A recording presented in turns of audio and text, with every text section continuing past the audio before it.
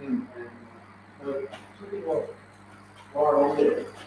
But, no, I think whenever I had one of the I just read A few days ago, I was coming back from Oregon. it's just, I stopped coming in Gap. I don't see Someone from up here, what I see is the can reach one up there. and just realize what it is.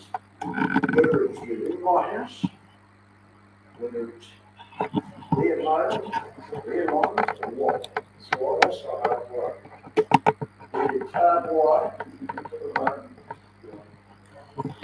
My area is way down the other end of the house. Just before the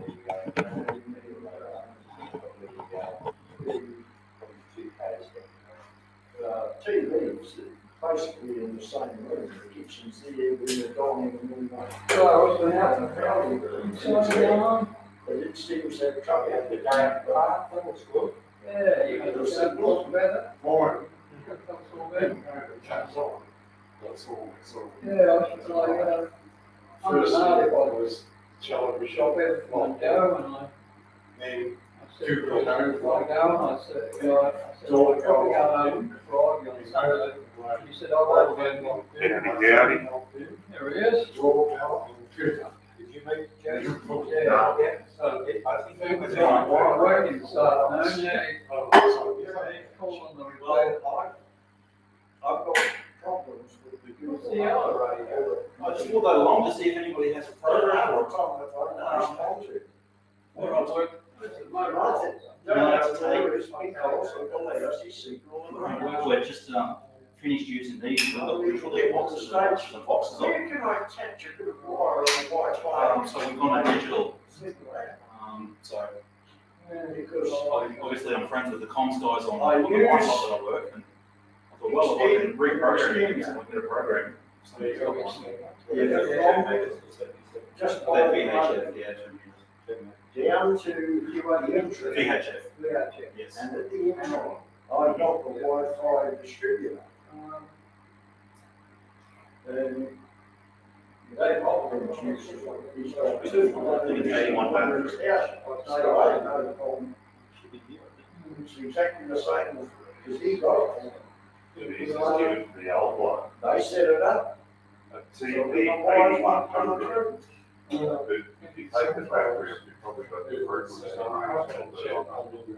yeah, PPA, write it down. And, Find the pen. And I had trouble for a while.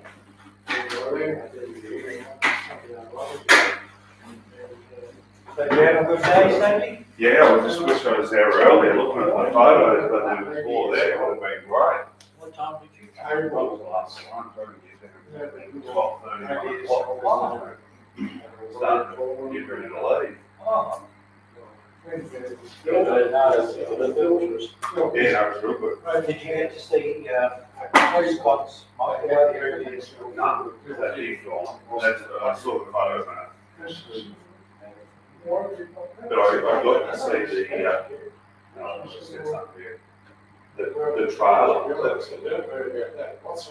That looks interesting. I've lost a few in contact, so I think I'll find Oh, probably more money the than sense, biggest but trouble is to get there all I kind of get the concept. to get the lead. Programming lead. Oh, you got one. So the program made it all about grants. Yeah, you got the illustration. We've got about 10 of these so far. Fix that. Oh, So, is it compatible with Chirp? sure, the VHF, they're not your way, VHF. I'm pretty sure that VHF. And we'll take the battery off. I haven't checked Chirp actually. I just kind of assumed that it wouldn't. So I think it's just with the latest version of Chirp, so pull down the drop down menu. Yeah, that was all. And Google the model because it might be the same board in that is what there is in the whole range, as long as that board or one of the whatever chairs or board is on Chirp, you can use that. It still wouldn't fire up when I tried it, but, You know, it does all this kind of lights and things. All the way set it up. Stuff that I know. Still there, you Take one,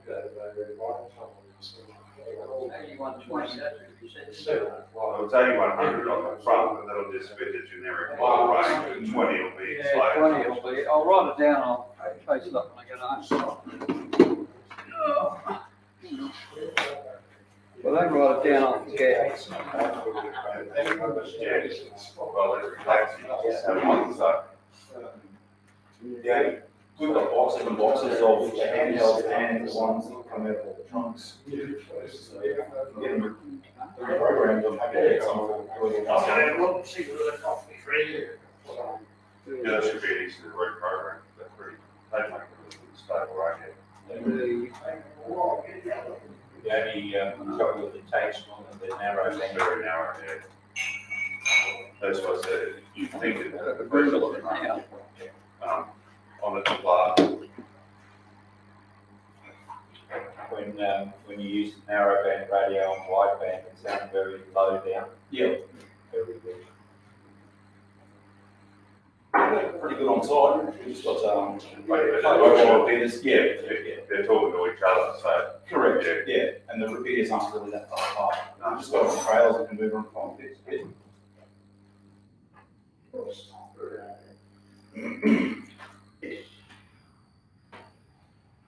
Yeah, I think we're lucky with that. Green feathers.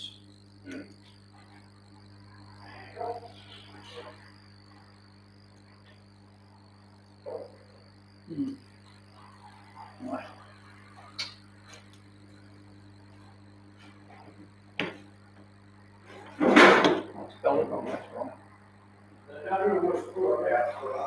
So how many numbers do you want to get to each meeting? About 30. Oh, wow, that's good. How many members in the club or It was 76, but I think we might be down to about 74. 75 now? I've joined up a few days ago.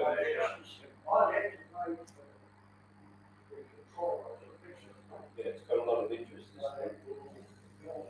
I used to be on at the Gold Coast Club and they had 84 members and they'd be lucky to get 2, 3 of the night. Oh wow. Unbelievable. I've got to see it going. It was only me and the president. 20, 30. Were they all talking on their club nets though? No, well, we had a club net every morning at 8 o'clock, it's still on. That's a And only one person from the. 120 The rest. Yeah. It's strange that there's still members paying their fees and they're not sort of really getting anything out of it.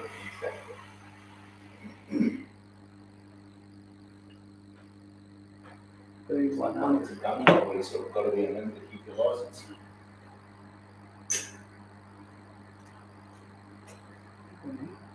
And this one's much more active, more paying people. Yeah. This and the Redcliffe one I seem to be quite active on everything that I've sort of listened to and definitely on Facebook as well. I tried to contact the one that's over at the Scout Group there, the Brisbane Amateur Radio Club. I think they're all just, tried to contact a few times, like radio silence back, it's like, okay.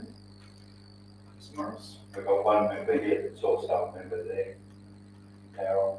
No, Daryl's not a member anymore. Yes. No. Yeah. They treated Daryl quite nasty. Well, I I don't don't know know. how we I'll still on their books and still caters for him, but I think he's a big null. I don't think he stays in number. I only live about 5 or 6 days from their clubhouse. But, get nothing from them, so I'd rather drive down here anyway. Sure. And I think we're starting to become more active now, doing things in parks, and which is good. Yeah, it's something then. That's good, yeah. Plus we've split up into group. There you go, good evening, good evening, good evening. Yeah.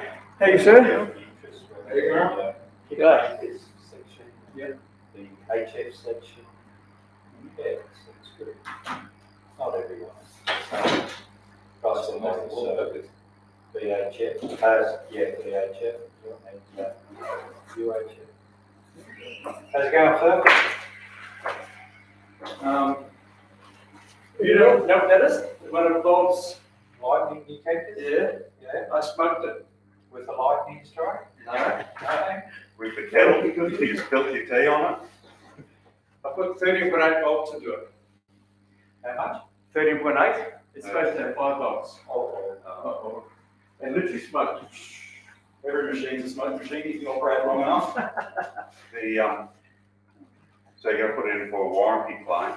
Well, I have to fess up to Bob. The problem is though, they can't get the parts, those microprocessors there, they can't get them now. Like a 1 year delay. Hello, Should put a little voltage regulator on it or something. or a sticker that you can read. 5 volts only. Well, honestly, I have 2 cables and they're both labelled. Yeah. One's 5 volts, one's 13.8 volts. Like this. Like that gadget I bought, the external screen Yeah. display, you can operate that from 7 up to 32 volts or something. So you've got a voltage regulator inside. So that's handy, you hook it up to the room. Absolutely. You got yours working yet, Eddie? No, it's sitting there in the car, a Cayman. Don't forget, don't leave it on the dashboard. You'll find it in the garage in about 5 years' time. No, it should go with one of the radios, but so far, the car one's a little bit weak on the display. Yep. But it'll last. Right. And I think the spare ones have got a bad display too. But the main one is pretty good. Apparently there's a company in the UK that's making displays. It was a scam. The Australian Consumer Watchdog You know, says the this should proper one serve for the warning radio. directors nationwide. Nine News can reveal the matters now in the hands of Mate, I Queensland want to police, go on and the, working with Did you counterparts interstate to you send target it down the student hole that involvement. you replaced. The key thing is to have You got confidence. a whole new headset back to it. Okay. But I don't think I can rely on that. I've got 4 heads All right. and a couple of them broke because of the glue. Yeah. They're nice, right? You wouldn't buy that suit, would you? That forever need parts on here. I'm saying that because someone just bought one. A new one. You bought a new one. I bought it. The extend or whatever it is. Yeah, it looks like a UHF on here. And Let me save it up for it. you sold that other thing? Yeah, I sold the The G G9? wagon, Yeah. and my son got the, I thought I had a bricked RS 918. But I was sort of convinced it really wasn't bricked, and it was, you got it going. Looks like a good day at the park, eh? Yeah, so I'm going to try that. That's the Gold Coast radio trailer, is it? Yeah, Shack on wheels. that's flash. Lots of money. I brought I've got a lot more photos, but I'm going to run it through quick, so when I move it. This is the museum, eh? So that's where they're going to put the Radio Shack. Here? Yeah, I don't know if you've been in there? No. Walk in the front door here, and this is the main displays, this area here, Oh, yeah, just get behind the chapel there. right in there. Where did we have the meeting? The meeting was up here, Yep. so we're walking through here. So this is the prime display area here, so the sitting a Radio Shack right there. Yeah. And the area down here, under the veranda, where the workshop's going. Where's the road relative to that? Of the road, this is Smith Street down here, That's it, okay. and the showground's up here, Right. and then outside they got that's their blacksmith's workshops up here, and hoping to put the container out here, backing onto the workshop. But that's Redlands City Council land, so we need to deal with them to do it. And what we're going to have is a license to occupy for 3 areas: the radio shack, the workshop area, and for the tennis. So we don't know what sort of antenna we're going to have yet, but they're going to license the roof to us, basically. So when we say antenna, we mean a decent tower with it, like this. Perfect, perfect. A good 30-metre tower would be great, wouldn't it? Well, we're going to string ourselves to 30 metres. Russell likes to climb up things that are He's not listening to you. Want a big tower down there, Russell? Hey? We get a big tower You, at the museum, put a big tower up there. and if you build it and put it up. If you're climbing like that, 50 metre. Well, we'd probably get one donated if we could keep asking. Yeah, it's Moving it to here and putting it up would be that expensive. Actually, probably the planning permit would probably be the expensive bit. Because if you gotta get a planning permit for any damn thing now, they got especially. $1,500. It'd have to be engineered too, wouldn't it be engineering? No, it's just a council fee. And then you've got to get engineering and everything. Problem with towers is, if it was built and hadn't got any engineering, you've got to get an engineer to okay it, and that's, not many engineers stick their neck out. On an old tower, no way, they wouldn't do it. So, anyway, we don't need a tower. No active operators in this club there, except the ones that go out in the field. Oh, well, it was you, wasn't it? You don't know this, I guess. That was out in the field, I was alive. Yeah, I was gonna come, I should have. But I heard there was no radio operating, there was only just talking. With one contact made that I know of. One contact was there. There's a lot of that lately on my radio. Well, I tried to raise you guys, but I couldn't hear it. Well, did he? You really- Yeah, we heard you, we just, we flicked right. It's what people do to my emails too, they just skip right past my emails. I had contact with Italy on 10 metres the other day. From the aeroplane. Oh, really? Yeah, 10 metres. Yes, I don't know how legal that was, but yeah, going across to Perth. Just dialed up 28 for 480 actually. There was a guy putting a CQ out. I something or another. I think I wrote that I got made two contacts in here. In what's right? Don't know. I don't know how much it puts out. But I'm licensed to use it. It's a good way to pass the time, isn't it? I actually don't know how much it puts out, to be honest with you. I really don't. That's not a very good yeah, but use it on,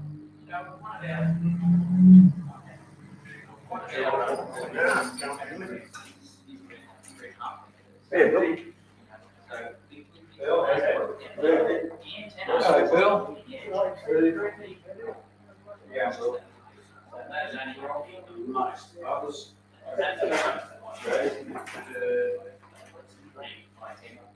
Well, you got a caravan here, Bill? Well, after that one weekend, you'll see. I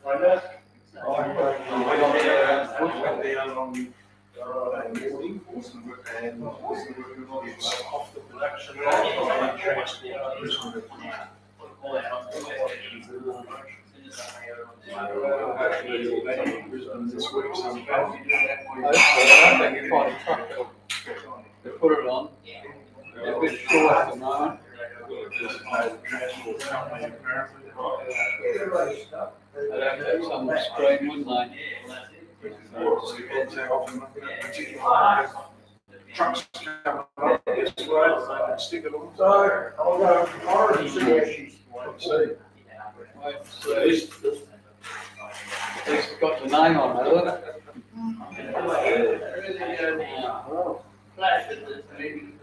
Well, so it was well. Yeah, Ross. Okay, so you do it.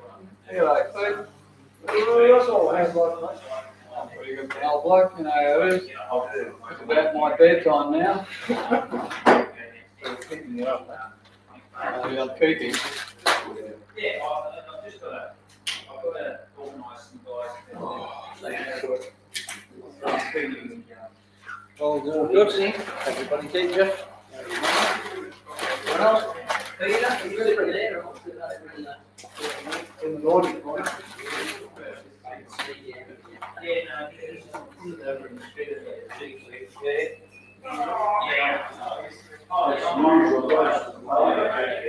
What's the details? You want to put in the summer?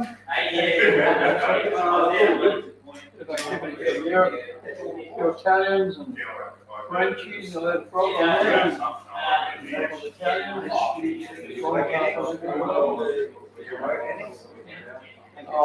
could have, like, I was listening to David, he was out. You were the other day, right? I said, "Reckon it was 20, exactly, that's all like it." Scotty tweeted, I could hear him, I could hear him, but he. What's going on with Linda's the wife away? She said no more of these. Do we take a photo and send it home? I turned down the van, a bit of activity out there.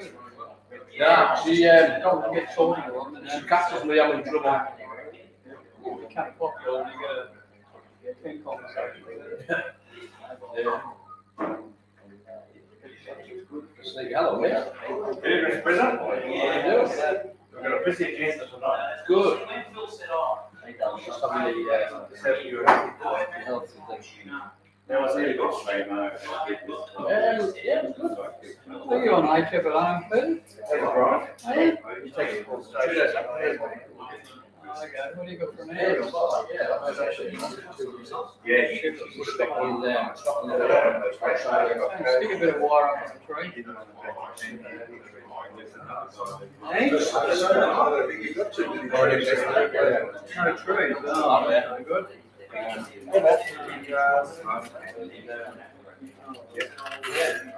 Something better than nothing.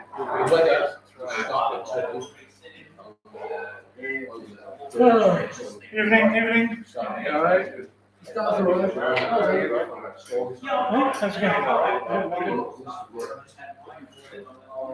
Hey, Colin, does your clock light stay on the left-hand side? Front and back is on the left-hand side. Doesn't the panel do that or something? Have a look at it. Yeah, it's in the park. So, 2 minutes, one first thing on the second one, bottom track, so you work through the root cause.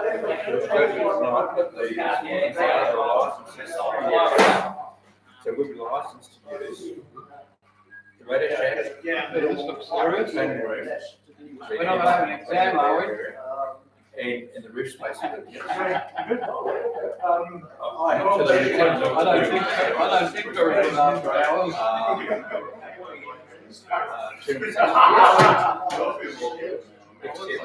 But other parties have the right to cancel. You want to put it up on the wall? The license fee is $1. If you want, put it up on the wall. Plus fee services. Stick it up on the wall. Instead of reasonable. What's reasonable? Well, that's gonna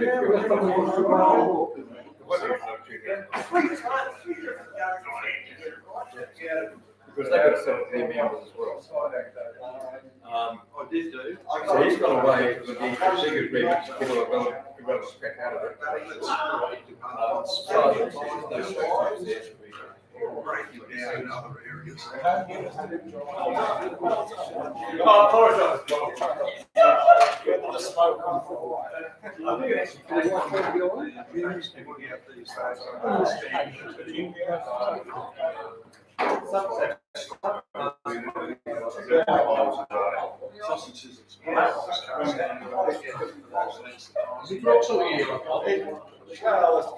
But it's the problem is that these maintenance just can't get to the group. Yeah, look, yeah, like we've got,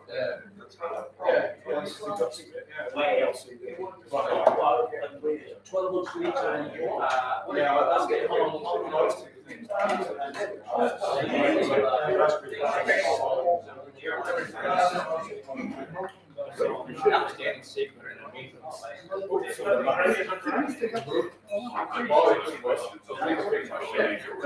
and my PowerPoint's some text. Yeah. Including right box.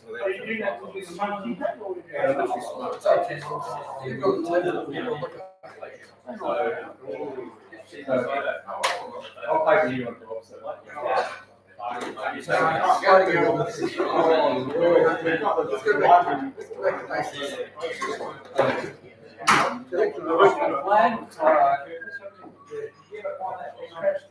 I did, yeah, I did.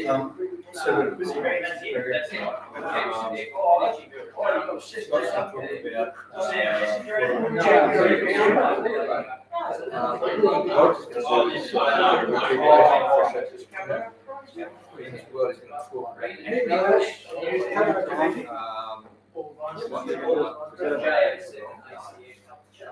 No, I just want to get him.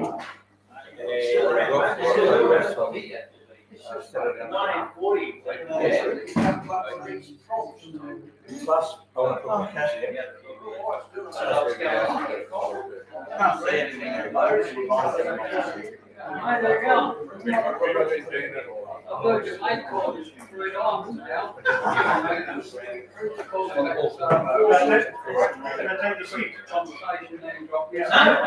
Good morning.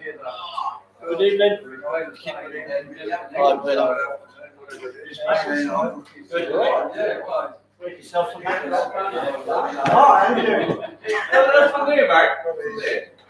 we paid for it 10 years back. It's been in my house for ages, which is fine with me. I use it all.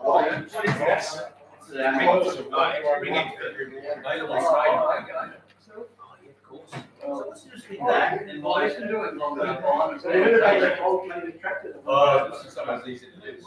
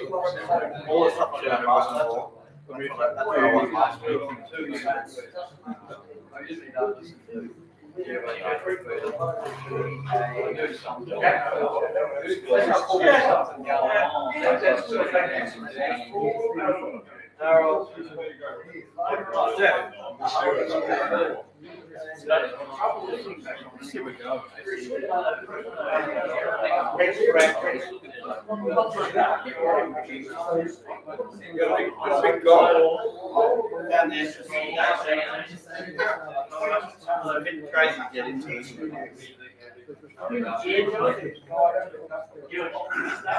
It's not on the talk on it, so a lot of things come up. How do you do?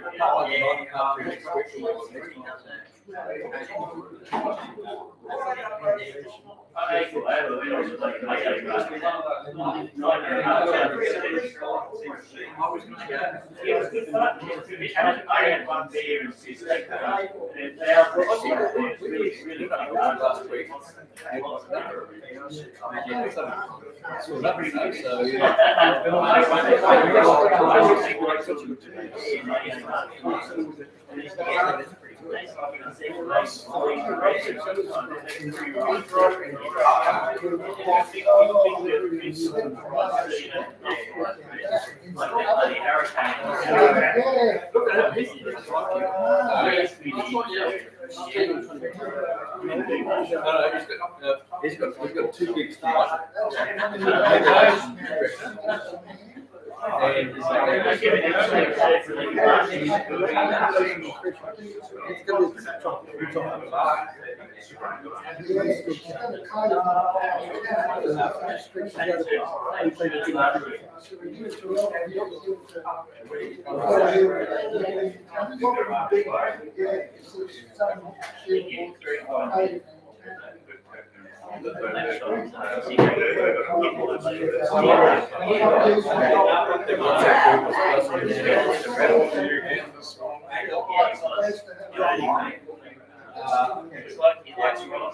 Russ, your friend was calling you this morning. He likes you.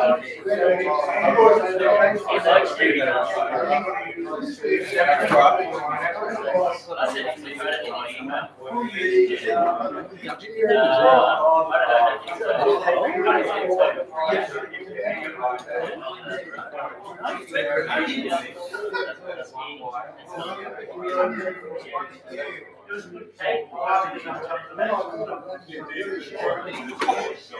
Watch out.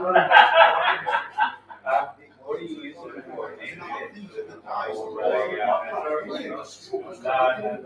How do we, just gonna install some viruses on your computer, if that's all right.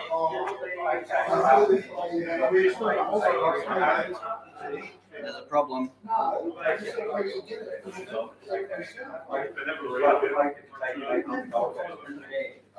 get it past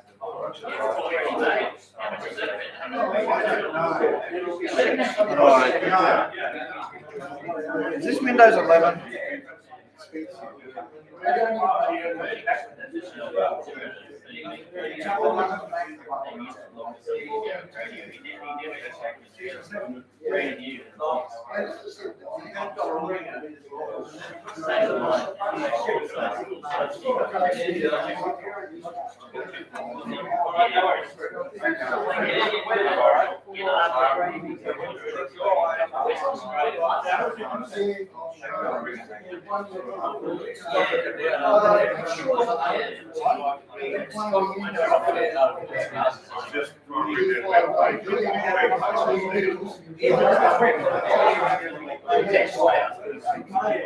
Just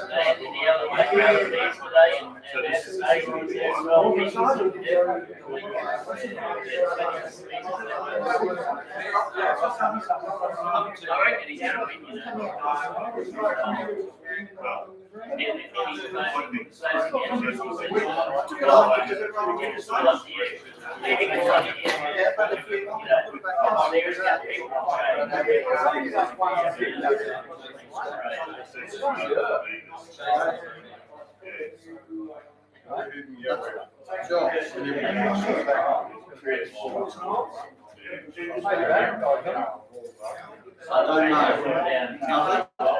This is the argument that yeah,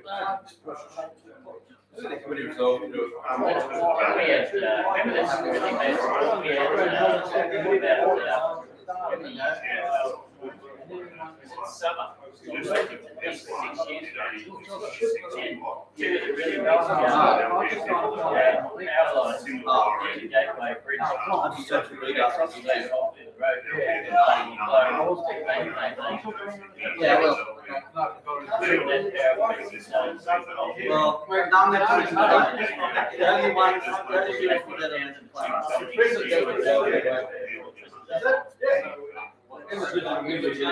We got one. Yeah, you're right.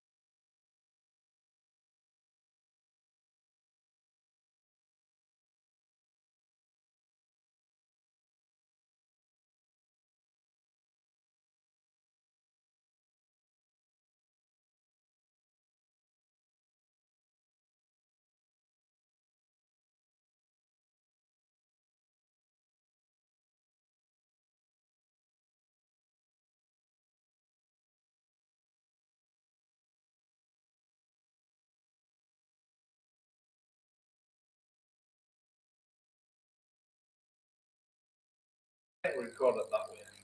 I think. Is that right? Yeah, that's right. So. You'll show up on it. You all right? Oh, yeah, that's the one. I don't know where the gone. It's me already. Feels like it's just disappeared. Right? I know. Christmas before you know it. So yes, is there any new members tonight?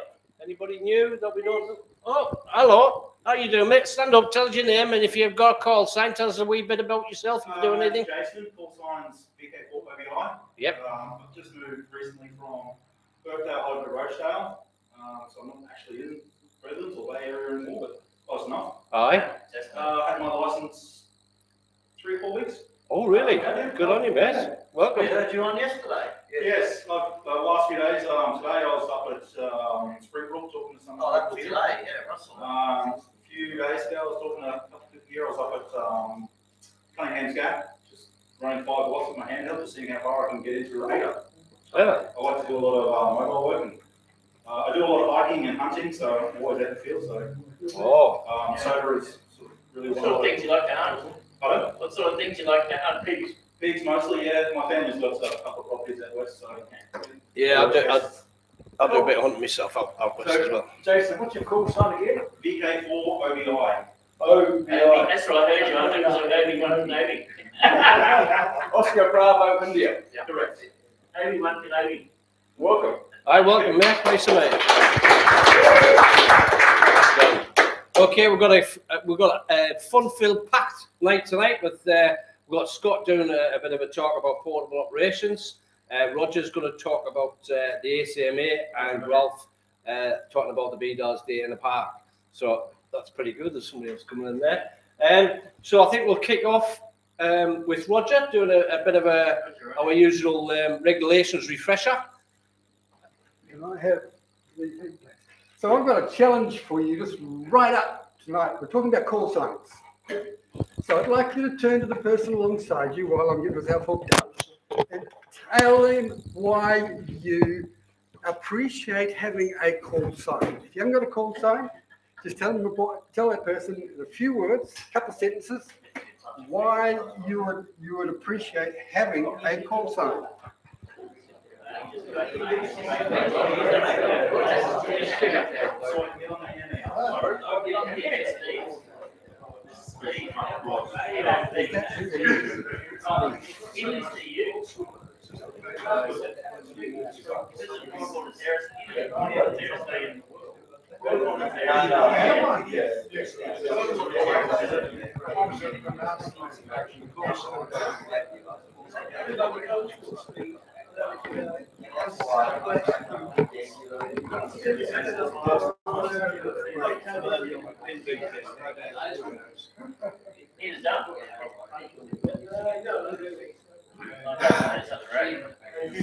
Okay, how did you go with that? How did you appreciate your mate alongside you, and what did he tell you?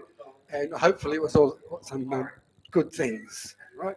I'm trying to make tonight particularly positive, because at the end of my session, I am trying to say to you that you should be able to be very successful at QSOs with your call sign. So let's start with right here. Once a person has passed the examination and is registered to become a call sign, the person has become. And so I've got listed down here 3 things. So you're qualified to enter the arena of ham radio. Now that doesn't mean to say that you have to buy a transmitter. Sorry, you do need to buy a transmitter for that, but I'll put a note in there to myself. Anybody can build a receiver. You got it? You don't need a license to build a receiver. The ACMA don't care if you've got a receiver. You push the transmit button, they want to know. So you're qualified to enter into the arena of ham radio. But the giving of to you your license is in fact an initialization. You're initialized into ham radio, okay? We don't do ceremonies in our culture. The Aboriginals do ceremonies. Other cultures do ceremonies. When some special event comes along, You just get a mention. Is that what happened to you? You got a mention? You just got a mention. So, you know, our clap to you really is part of that initialization ceremony and session. Thank you very much. Okay, here's one here.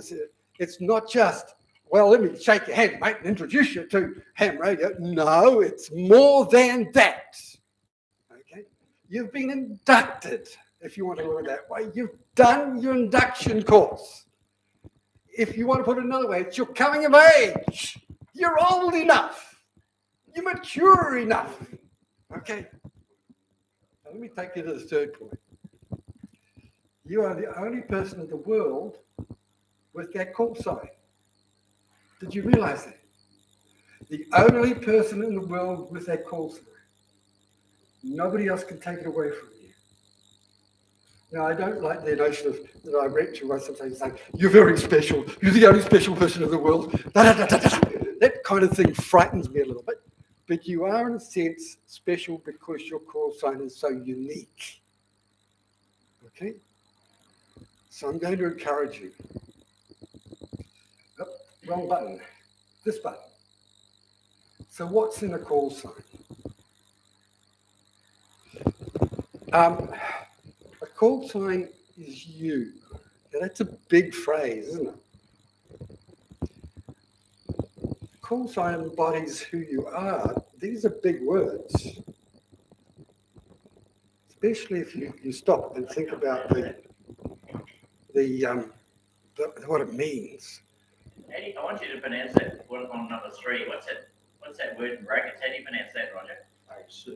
Pseudonym. So when I open my BDARS Chasers thing on WhatsApp, I get things like ZL2SP portable in Wellington. I get a call sign that's on 7.144. I get Ralph writing a little note to say he's spoken with a man in America. And I've forgotten the call sign. Do you remember? Okay, but he's a YouTuber. He's one of the top YouTubers. And I look at him and saying, his call sign's there, not his first name, not his second name, his call sign.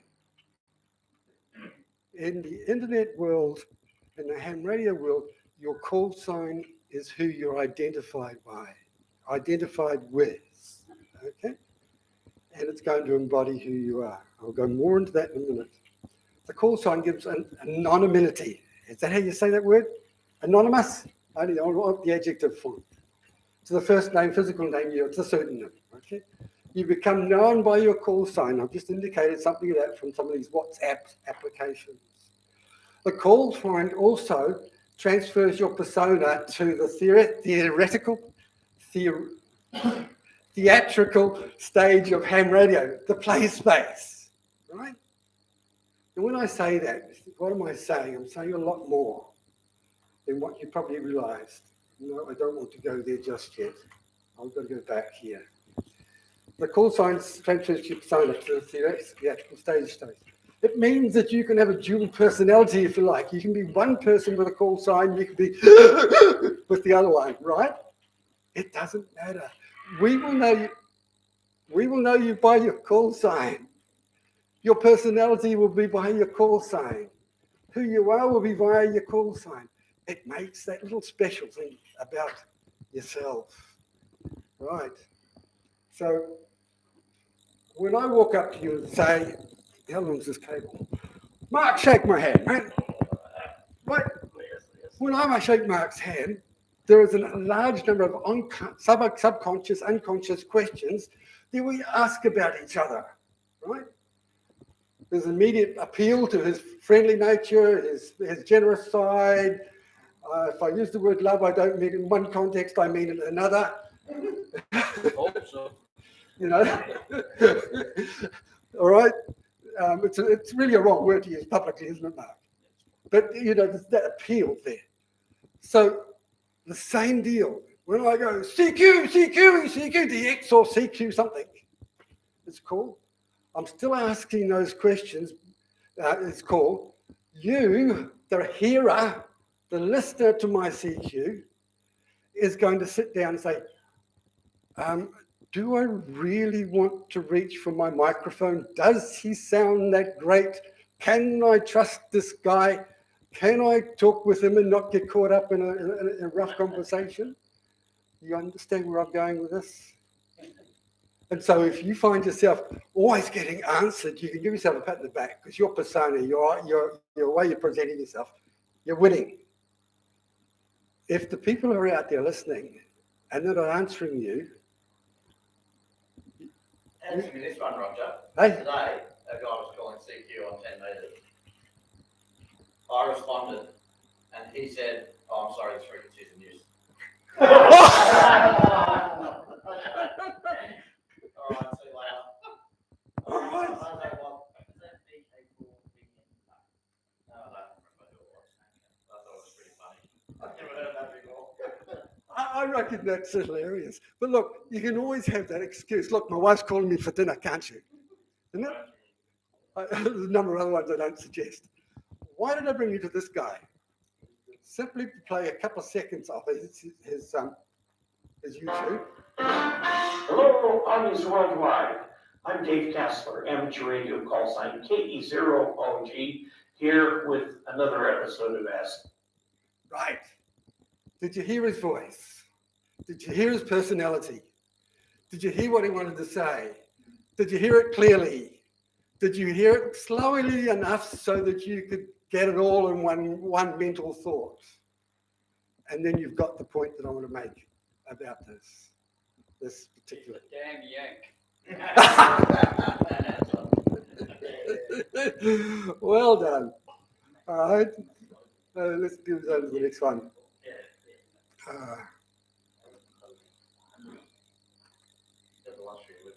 But, Roger, that's very interesting. Now that we listen to that. For me, that's not English as a first language. Sitting on the radio and listening to somebody rambling off a call sign and going to listen 3 or 4 rounds before I can actually understand what the heck is this guy saying. Isn't that the thing that we, within our club even sometimes, just think about it. When you share your call sign, share it in a way that everybody can understand and hear who you are. Because I mean, I see this sometimes and I don't know what I'm talking to. Take me a while to get to it. Unless I know that person very well, and I recognize his voice instantly, it's fine. But there's a lot of guys that just go, there's a lot of garbage going on. You don't know who you're talking to. And I mean, I'm sure many of the other guys have got the same problem. Look, I support everything you're telling me. Okay, I wanted to write it in here. There's not enough pages and not enough time. Originally, my idea was to go and find 4 people on the internet who were terrible at doing things like that and use those as examples. But you've actually covered exactly what I wanted to say in terms of clarity and presentation. Let me go on to here a little bit further. The call sign embodies who you are at the moment you use it. Not yesterday, not tomorrow, but right when you pick up the microphone, when you push the PTT button, and these are going to include all your attitudes are going to be heard, both positive and negative. Your mood you're in, your feelings, your excitement, or when you're excited or depressed, it's going to be heard. Your thoughts, I'm in love with my girlfriend, it's going to be there. Your mindset and your heart is going to be in your call sign as you listen to it. All right? Am I telling you something here? I'm repetitive. In a sense. Now, here comes the exercise. I'm going to ask you to stand, and we're going to say CQ, this is, and you're going to say your call sign. If you haven't got one, you're welcome to use the call sign of the club, VK4BAR. So I'm asking you to find your best positive mood in your heart, your mind at the moment.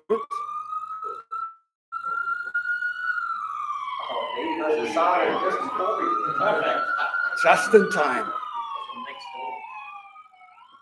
So this is a bit of a game. I'm not asking you to be serious. This is a bit of a game. I'm asking you to play. I'm asking you to laugh and have a bit of fun. But I want you to pretend, in a sense, that you are in your best state of mind and health and well-being. And on the count of three, three being the number, and you're all standing, aren't you upstanding? Yes.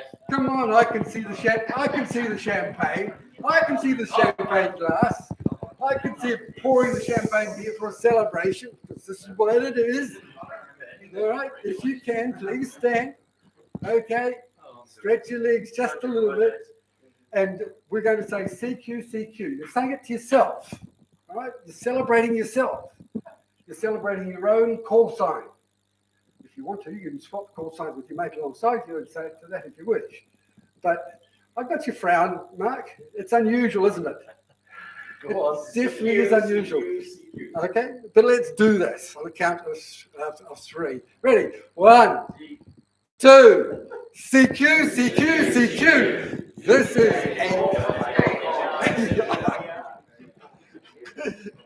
I stuffed my own mouth. Right?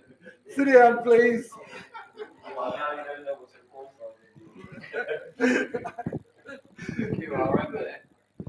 lot of Look, thank you for your efforts. All right. Thanks for giving it a try, and I hope you had some fun trying that little exercise. All right. Did you feel more comfortable within yourself while you pretended? Did you feel a little more comfortable within yourself? Did you feel a little bit more confident that you could do something? Okay. Thank you for your time. Thank you.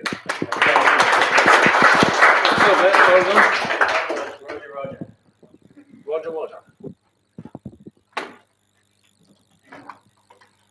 Oh dear. Now I think young Scott's up next. Portable operating and batteries. Battery. Sure. He's got a secret little box. I got a box. I can show you. I'm not holding that. You can put it down there if you want. Got too much to do. It's a cake? You want to taste these? Hold on. Glasses. USB. That's not the right one.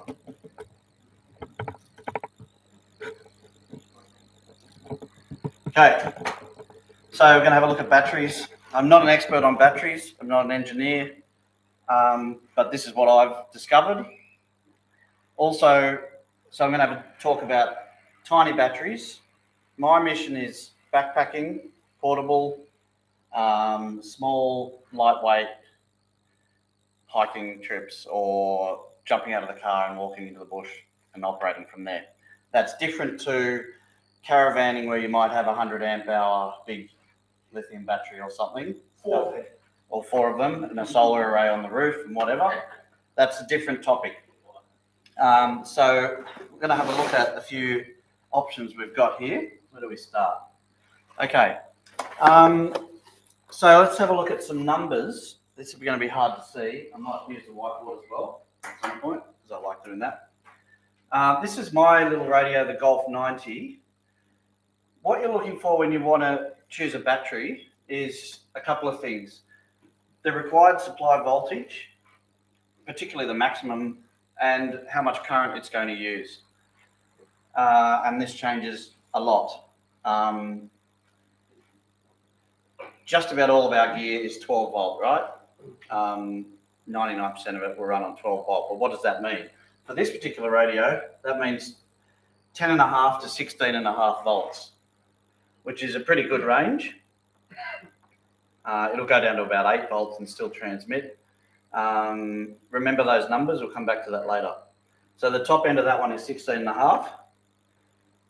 And the current it's using, current consumption is how much juice it's going to use when it's just sitting there, and how much juice it's going to use when you hit the button. Of course, that will depend on how much power you've got set. This one at maximum power, which is 20 watt radio, it's about 6 amps on transmit and 700 milliamps on receive. Not the best radio in the world for that, but we'll talk about those numbers later. Let's have a look at some others. Here's the FT817, a really popular portable radio. Only 5 watts. It's got much better figures.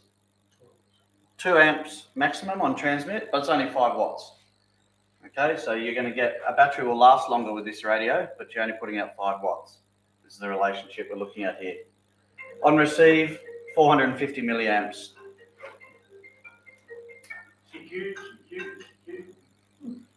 What's this one? Okay, this is some, the IC705 is another 5 or 10 watt radio.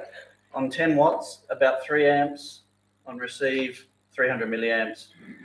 On 5 watts, pretty awesome, less than an amp. Scott, your efficiency is all over the same because it depends on your output watts. All of them are compared now to Yeah. For 6 amps, you get 20 watts. Effectively, look at this one, 3 Yeah. amps. Yep. 10 watts, And this one, 25 watts. 100 watts, 23 amps. Okay, so they're the numbers you're looking at. I just wanted to show you the variation. What's this one? 7300. 7300 is running a pretty significant screen as well. So even on receive, it's over an amp or about an amp. Yeah. So they're not great portable, right? They're not designed for that either. The IC718, pretty popular thing as radio as well, up to 20 amps. Okay. When we have a look at batteries, the batteries I'm going to have a look at, this is your classic 12 volt lead, full of lead. This one is 9 amp hours.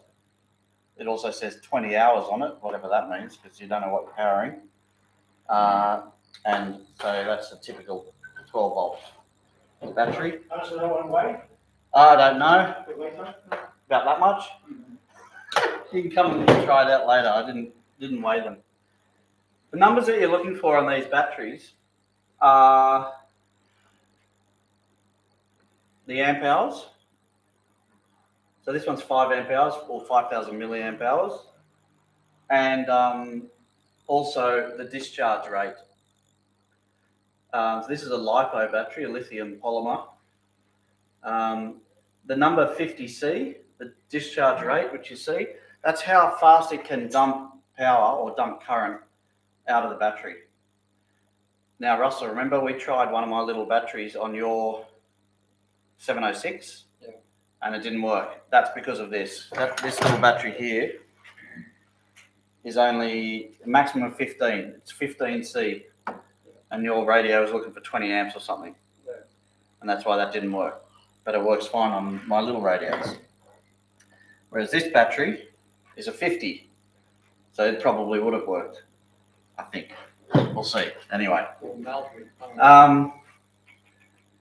The other number we're looking at is the voltage. And it will tell you on the front of these batteries how many cells there are in the pack. So this is just a pack of 4 cells. So it would say 4S. This is a 2S. This is basic stuff, but if you don't know it, this is what you got to look for when you're buying these things. Because if you get the wrong one, you'll get the wrong voltage. So you look online and find one of these, and oh wow, it's only $40.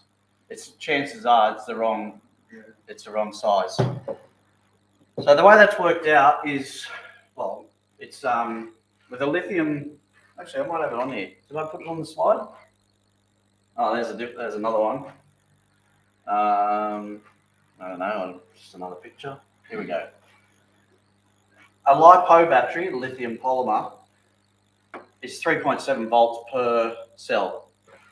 So if you've got 3 of them, that's about 10 volts. You need 4 of them to get up to 12 volts. So that's why I buy 4, the ones that are labeled 4S, which means 4 cells in series, which is how you get 12 volts. Remember that theory? Mm-hmm. So these are both 4S batteries. Where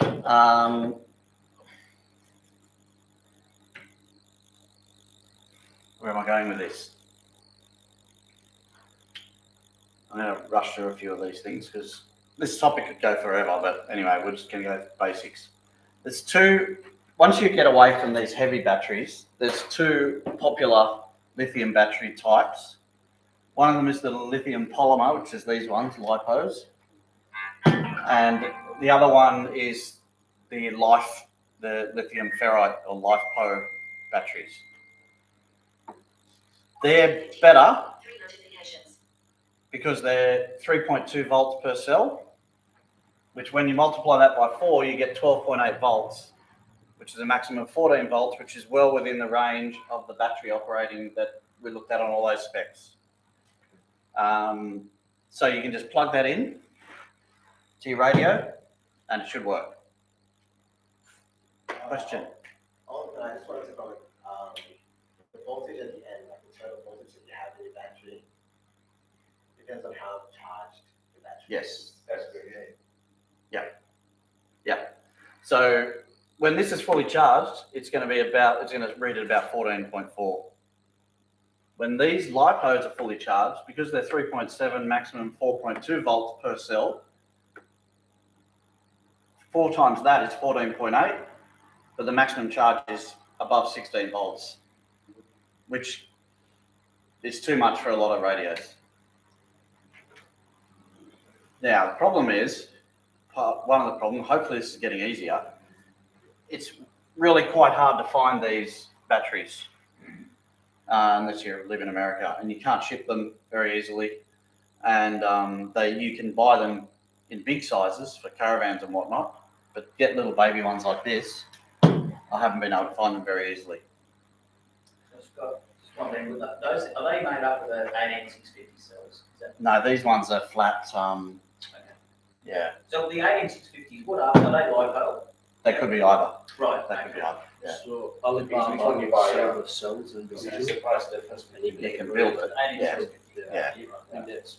Yeah. So a lot of people buy the 18650s or rip them out of. I got heaps of them at home as well. But the gear to assemble them into a battery is, you've probably got it, but I don't want to spend $200 on the gear to put together a couple of batteries. Well, that's fine when you get the batteries for free, because you just steal them out of all the scooters. Yeah. Yeah. Okay. Leave the old people on there. Hey, the portable. Yeah, the one should where wait you till use- they're finished with it though. Yeah, you just steal all the batteries out. So ideally, This is a big video, right? ideally this voltage range is really good for all your gear. So if you can find them, great.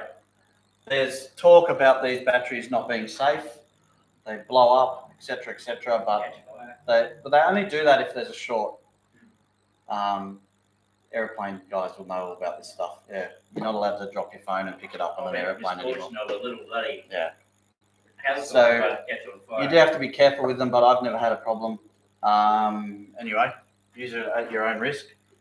So this side is safer, harder to find maybe, but the correct voltage for the stuff we want to do.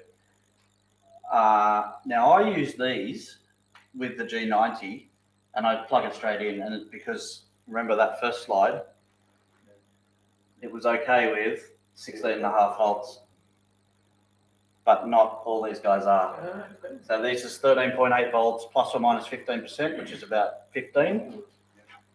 Most of them are, yeah, no good at that. However, I've got this little guy.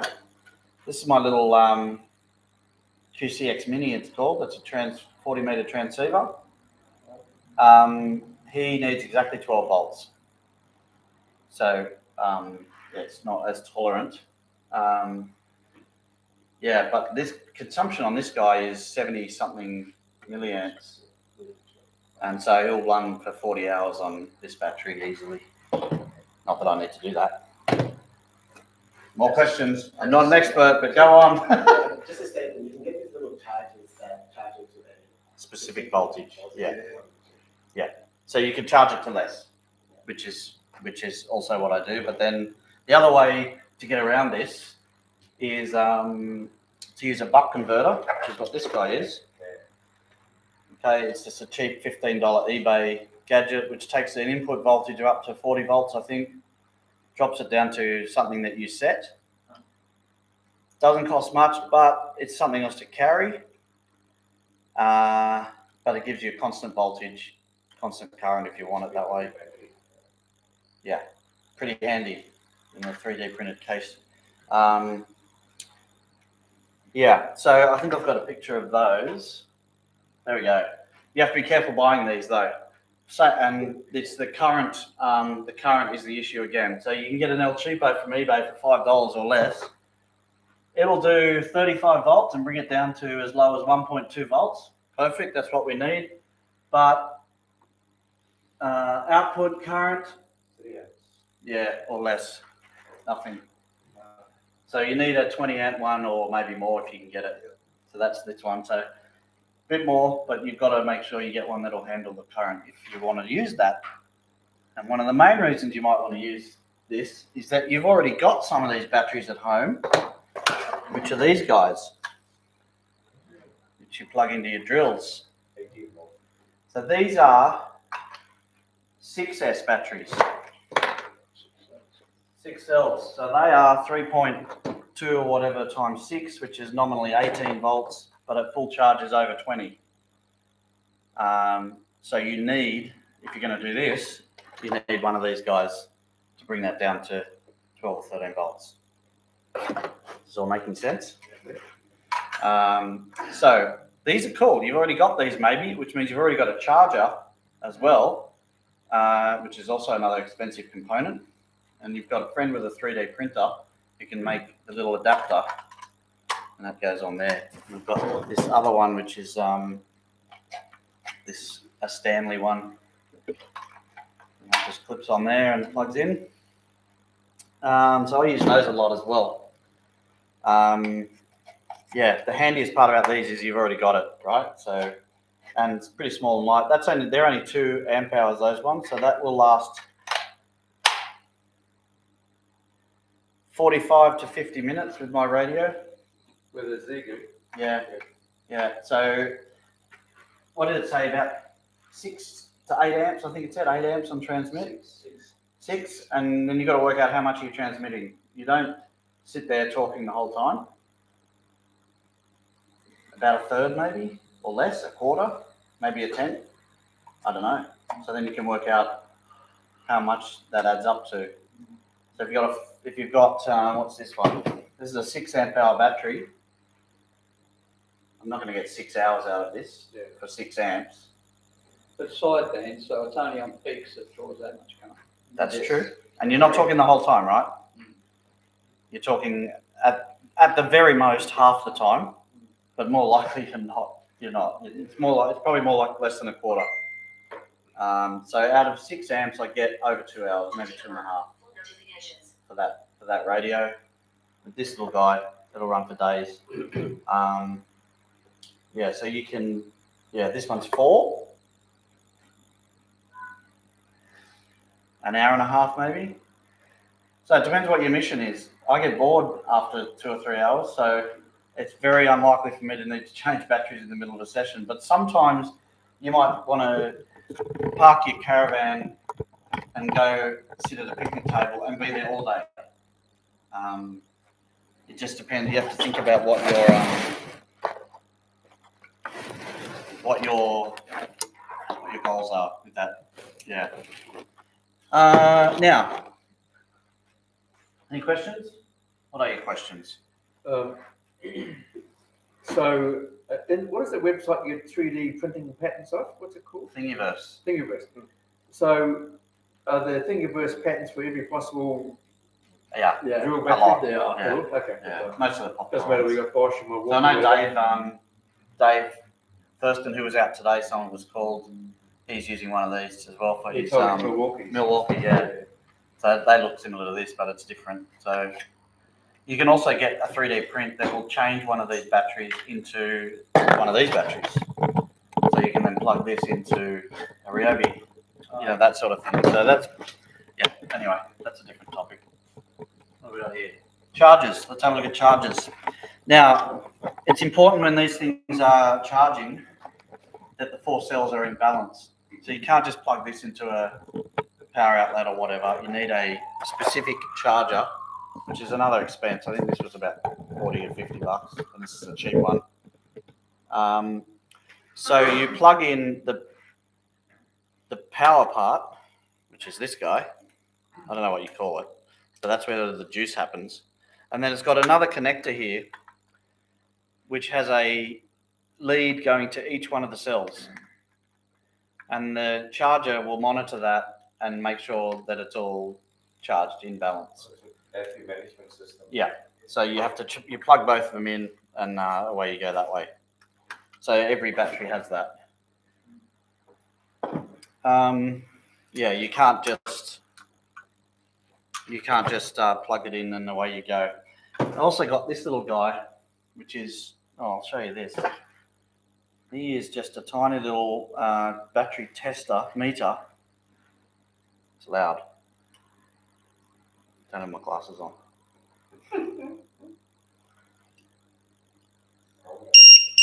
So I plug this in, it says 4 cells, total voltage 16.5, the first one is 4.1, the second one is this, the third one is this, the fourth one is that. So that's handy just to throw in the backpack and tell me what the condition of the battery is. Now these I get from remote control places, hobby shops. So the guys who use these are remote control car guys or airplanes or whatever.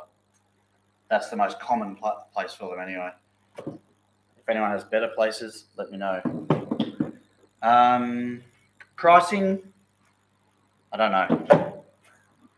4 amp hour, it's about $60 I think, and up from there.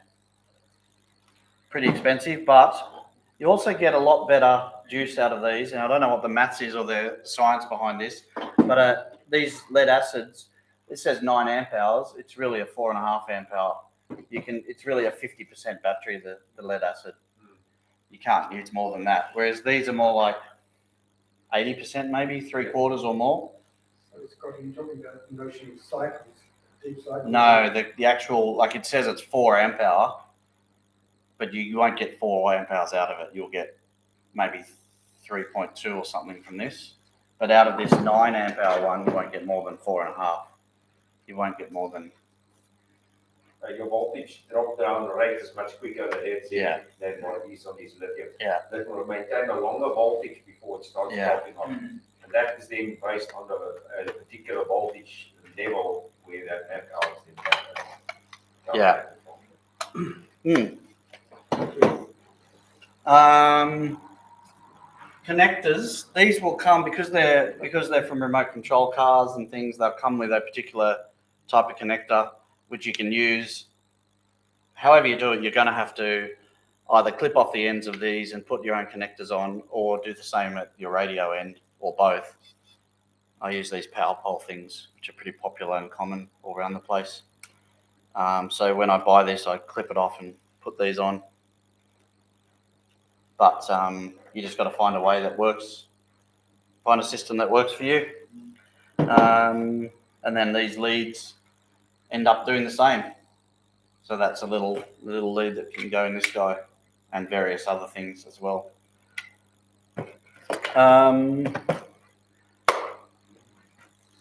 Chargers and connectors could be a whole nother topic. We've done connectors before, but I'm not going to go into that much more. We can talk about that later. I just want to show you this one website. Excuse me. If this thing's online. It's not online. It's not? Right, make it online. Yeah, let's make it so. Make it so. Star Wars. That was a joke. Never mind. You know, it's not Star Wars, it's Star Trek. Yeah. I've got it. I've got it. Dude, can't with Windows 11, honestly. It's the worst.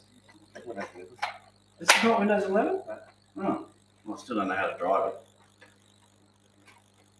You're on Wi-Fi. Okay, beautiful. Thanks.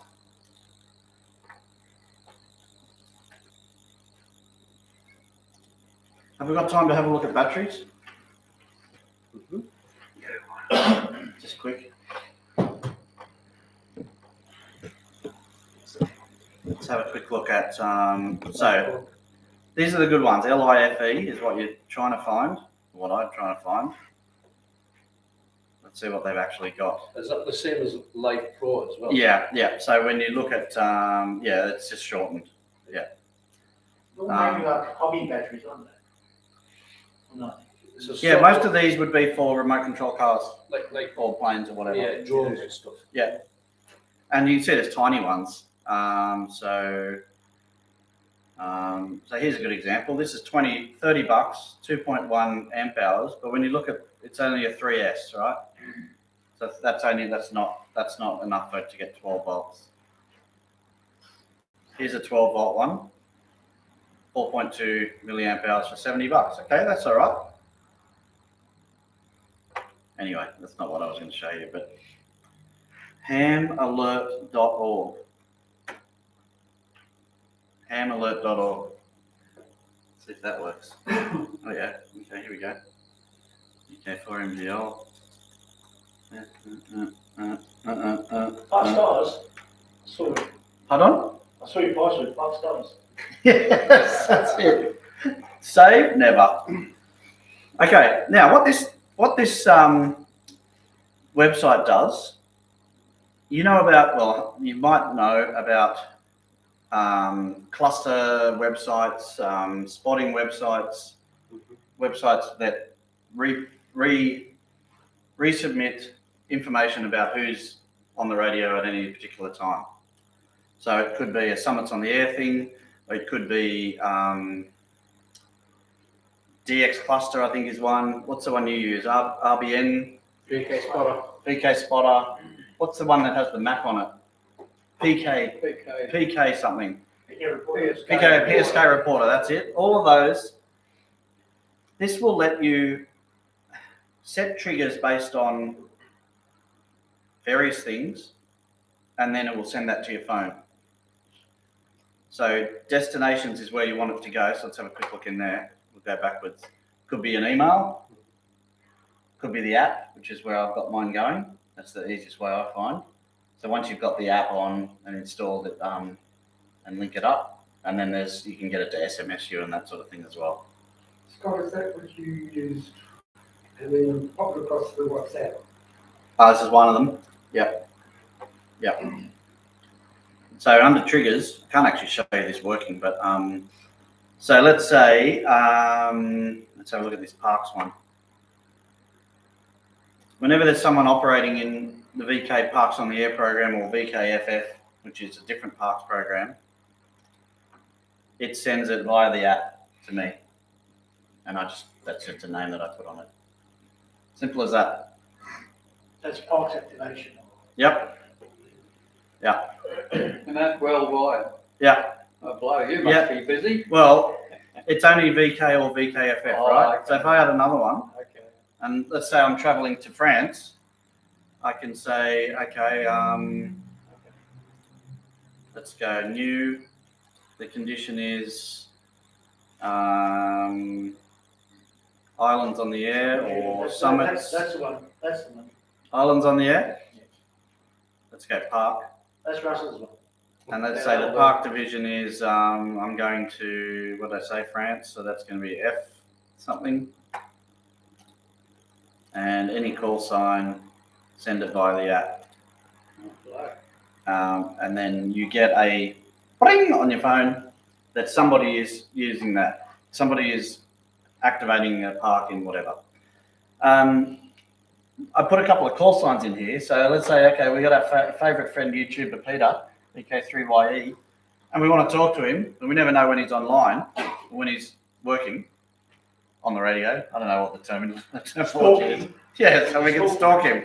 Yeah, so this one, we'll look for a call sign that appears anywhere in these 4 reporters, PSK Reporter, the DX Cluster, the RBN network, which is for CW, or on Soda Watch, which is the Summits on the Air, similar thing.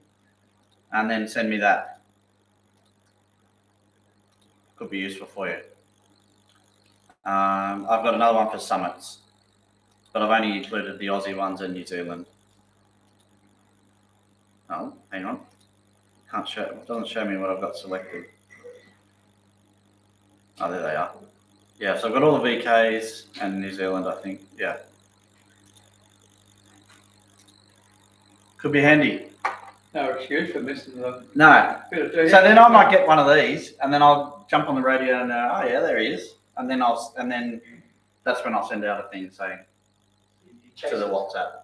I'll just wait for you to do it. So if anyone's not on the WhatsApp group and they want to do this sort of thing, let me know. I'll add you to it.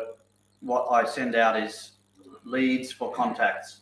So if someone's online, like online, again, I've said it, looking for calls, whatever, I'll send it out. And if you happen to be near your radio, you can jump on and grab it. That's pretty good, man. It's been working all right, hasn't it? So that's. Any questions about batteries? Or? Yeah, charge time. Charge Oh, time yeah. for them must be quick because they're monitoring cell. Yeah, so they say you can charge at the same amount as your. You do different charge modes as well, like balance charge. I Yeah. was going to ask that. What does that mean? Balance charge. What's the other mode? It floats slower. Right. You could, like Abdi said, you can also set it to a voltage. So instead of going up to 3.7 or whatever the max is, you can go up to less. Right. And all that is programmable in this thing.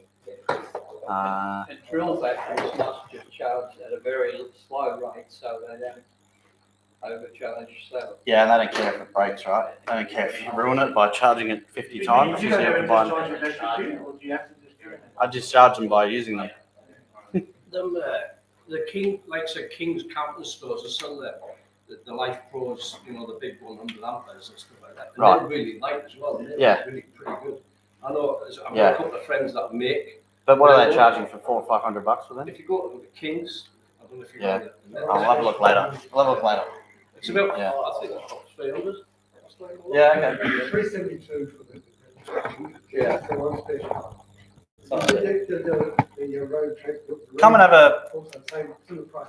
come and have a feel of these later. You'll, you know, for pretty much the same output. That versus that. I was in batteries on an EV. It was getting up. Did you? Also, I have a question. This is never happened to me, but apparently if you don't use your batteries for a while, if they're fully discharged, they stop working. Oh, okay. Yeah, that can happen with these. That's happened to this. Okay. And the way to get around that Charge it. is you just plug it into a normal power source, like a just a basic charger, or on this programmer I just told it was a lead acid battery, and gave it like 2 minutes, and that gave it enough juice that then the battery charger would recognize it and got it going again. Yeah, but if you go too low, I don't know how that happened though, because It's a BMS shuts it down. That's why some of the BMS Yeah. has got a reset button on it. That's right. yeah. But how does it? So It if I'm measures using the the radio, if I'm using my radio and it goes too low, the thing just shuts off. Yes. So what did I have plugged in that kept going? That drained it too much. I don't know. Anyway, yeah, there's ways around it. Well, I got around it with this one anyway. That's what I'm using for my portable stuff. Have you used the solar cells? No, like to charge this sort of stuff, like Yeah. mini stuff. And also, is it possible to run a radio off a solar cell? Directly? No. Not very easily. Yeah, it's Because you're best to have a drawing- battery. Yeah, you're drawing anywhere between 100 milliamps to 20 watts, 20 amps. That See, your voltage vary. Because open voltage in the solar cell can be on a solar panel, 12 panel, can be 17 to up to 20 volts. 24. So if you So- go too low current from it, you go over voltage. That's why you need a regulator on it to regulate. So you see magazine articles and they say this fridge can be run from a solar panel. I mean, it doesn't make sense. Yeah. That you need the buffer. Yeah. So you're actually powering from the battery, but your solar can feed that at the same time. Yeah. The battery's effectively acting as a capacitor. Yeah. You've got the panel here that's keeping the voltage topped up, and any big draws are coming from. That's exactly right. 20 amps. And you need an And for half an amp to 20 amps. That's right. Yeah, so it's just. All Yeah. right, cool. Any more questions, folks? We'll leave them. All right. Thank you very much. That's okay. All right, next one up is young Roger. Talking about ASAM. Can I lose the computer, please? Yeah.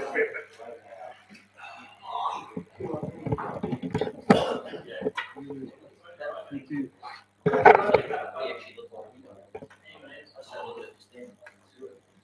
Probably, Ryobi batteries and adapter or something. That's it. I actually try Ryobi.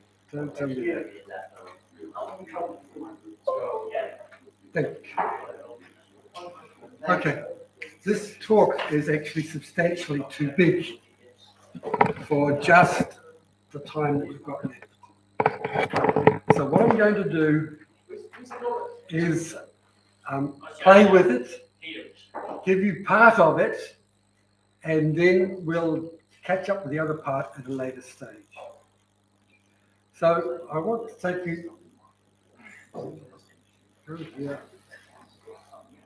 Go here. Go there. The band plans on the ACMA, they're allocated are compromised in every competitive environment, okay? And I can take you to some websites to show you this.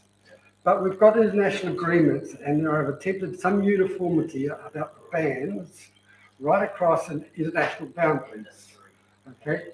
And that can be seen with a 60-meter example. There are historical licenses that need to be honoured. So the Channel Zero's allocation, over time, Channel Zero has disappeared, and we will end up with this. But there's always a persistent push by commercial enterprises for more resources. And this is the ACMA band plan. So I have a copy printed for us, and I need 2 volunteers, please, to hold it up so that I can make a few comments about it. And where are we going to do this? What about that? That means I'm close to the mic, that's fine. You'll notice across the top here, there's a legend of who does what. Okay? And you notice you can find that we are an odd colour, which I think was the pink. And so you can cast your eye across the bands here and see the pink. And that's where we are. Okay? So the point of showing you this one is to help you recall that the bands, the spectrum is what they call it, is huge. It's not just 2,200, 160, 80, 40, 20, 15, 30,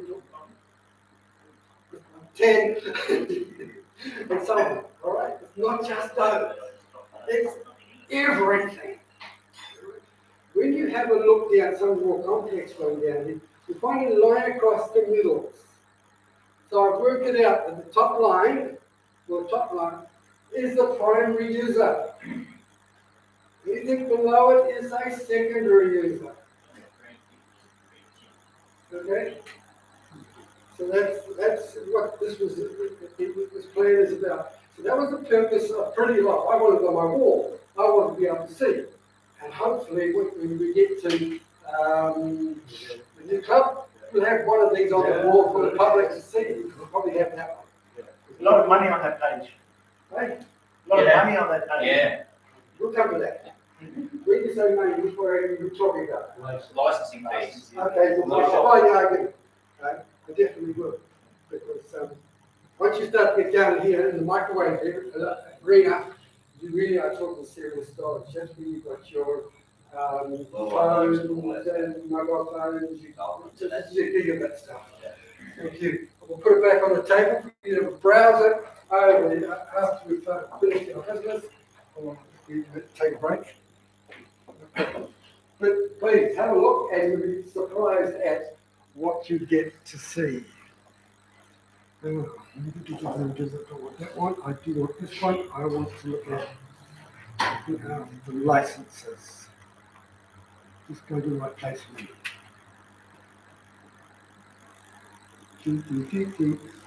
Flashing. Good. Now, why did I bring you here? Well, these are all licensed through the ACMA. They don't give you a total at the end of this page, but take a look at,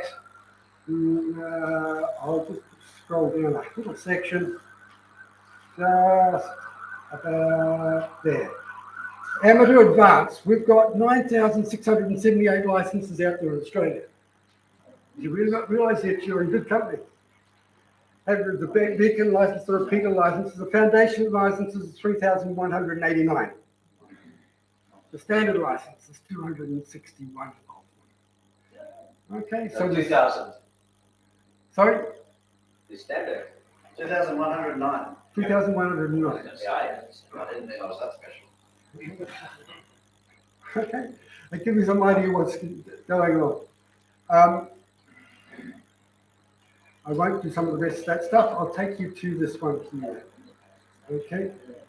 When I put this together over Christmas, I found this page, and this is about who gets the money. Oh. Have a look at the bottom line. 244 million Per year. per year. Wow. All right, look at the Telstra one. Waterfall, yeah. 138 million. That's billion. Is that billions? Don't kid me. All right, we did it for nothing. Well, somebody tell me we got a free yearly license fee to have them, Eddie? Is it to these people or is it to WIA? Hey? I don't remember. I had this feeling I paid some money to the ACMA for membership. Sorry to put you on the spot. But look, take a look. I'm just throwing at you an impression. There's an awful lot of money wrapped up in the ACMA. Okay? So that one. And there's been funds in there as well, although that's a chemist company. So I'm going to. I'll just briefly. Hold on, guys. I'll just briefly explain this guy. You'll see this in the back of the LCD. They've broken Australia up into what they call ASMG blocks. And each block is allocated, each block's got a price, but it means that if I'm in Western Australia, I can allocate a frequency that's also used in Eastern Australia. Okay? And it's a way for ACMA to multiply its use of a same frequency. And I've got more to say on this whole thing, but that's about as far as I want to go for the night, given the time that we have. There's one little thing that I realized when I was having my tea that I want to do for you, and I'll use it on the whiteboard, and it takes us back to the band plan. We've got a black one of the colours in green. No, really. Okay. For time T to here, from 0 hertz through gigahertz or 35. We might have this bit and this bit and this bit and this bit. All right?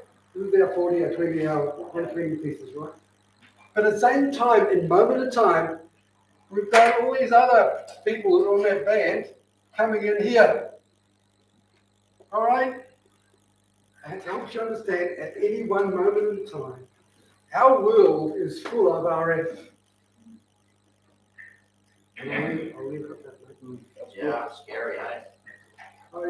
Sometimes it's scary, especially when you start to say some of the stuff causes disease. Yeah. I think if you remember, sunlight's RF as well. Sorry? Sunlight's RF as well. Oh, yeah. But it actually comes through. I always say that it's done by somebody. Thank you very much. Thank you. Thank you.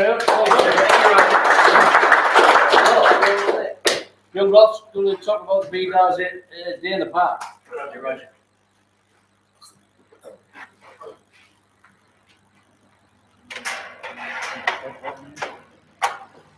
Okay, that's on. Is it on there?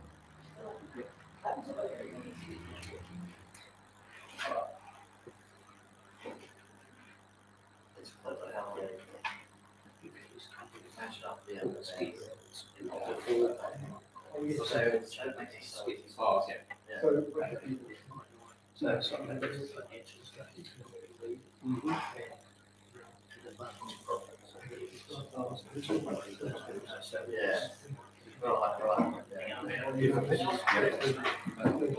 So I can still use this pen. Oh, that's the one there.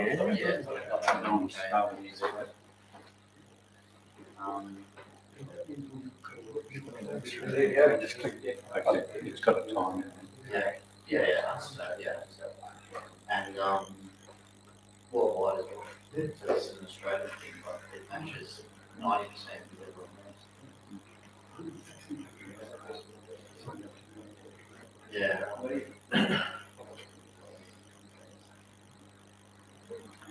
Okay, we can all come to a meeting. We're happy to be here.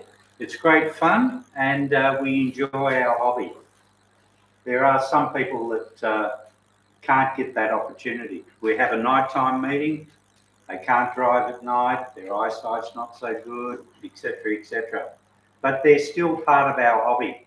So we like to include them in our outings, our goings on. We all head off to the Hamfest, they can't go, etc., etc. Sometimes we have to take the Hamfest to them.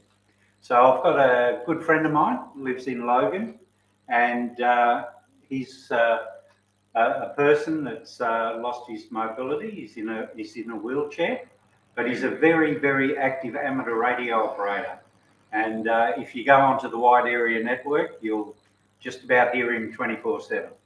And he knows a lot of people. Eddie has known him for many, many years. And a lot of people haven't met up with him for a long time, because where do we meet people? We meet people at the club meeting. We meet people up in the mountains when we're doing HF. We meet people at the Hamfest. Unfortunately, Peter can't attend those things. So we had a bit of a brainstorm about it. Why don't we have a day in the park? Also, we as a group get together quite a bit, but we see the same people all the time. So why not invite another club? Peter's not a member of the Bayside Club, he's a member of the Gold Coast Club. So why don't we mix the Gold Coast Club and the Bayside Club together, and you know, we get to know new people. Some people here, they basically stick to the Bayside repeater, which is great. It's a club repeater, fine. On the Gold Coast, they mainly use the wide area network. It's a network of 7 repeaters, covers all the way from the Sunshine Coast up to Dalby and beyond a little bit. So it covers quite most of southeast Queensland. Sorry? With the wide area network, if I link to it, say on Gold Coast, Dolby's hearing me, right? Yes. Yeah. And Sunshine, everybody. Stand up, Warwick, so put on your happiest voice. Hey, celebration too! And the best thing about it, it's radio linked. It's not internet linked, okay? So if we have a problem, as long as they've got a power supply up there on the mountain, the system will work. If Springbok has a storm, get a lightning strike, Springbok goes down, the rest of the system will continue functioning. Okay, it's a brilliant system put together by Andrew. He's done a great job. He's a one-man show, and he basically donated it to us to use. So anyway, that's by the by.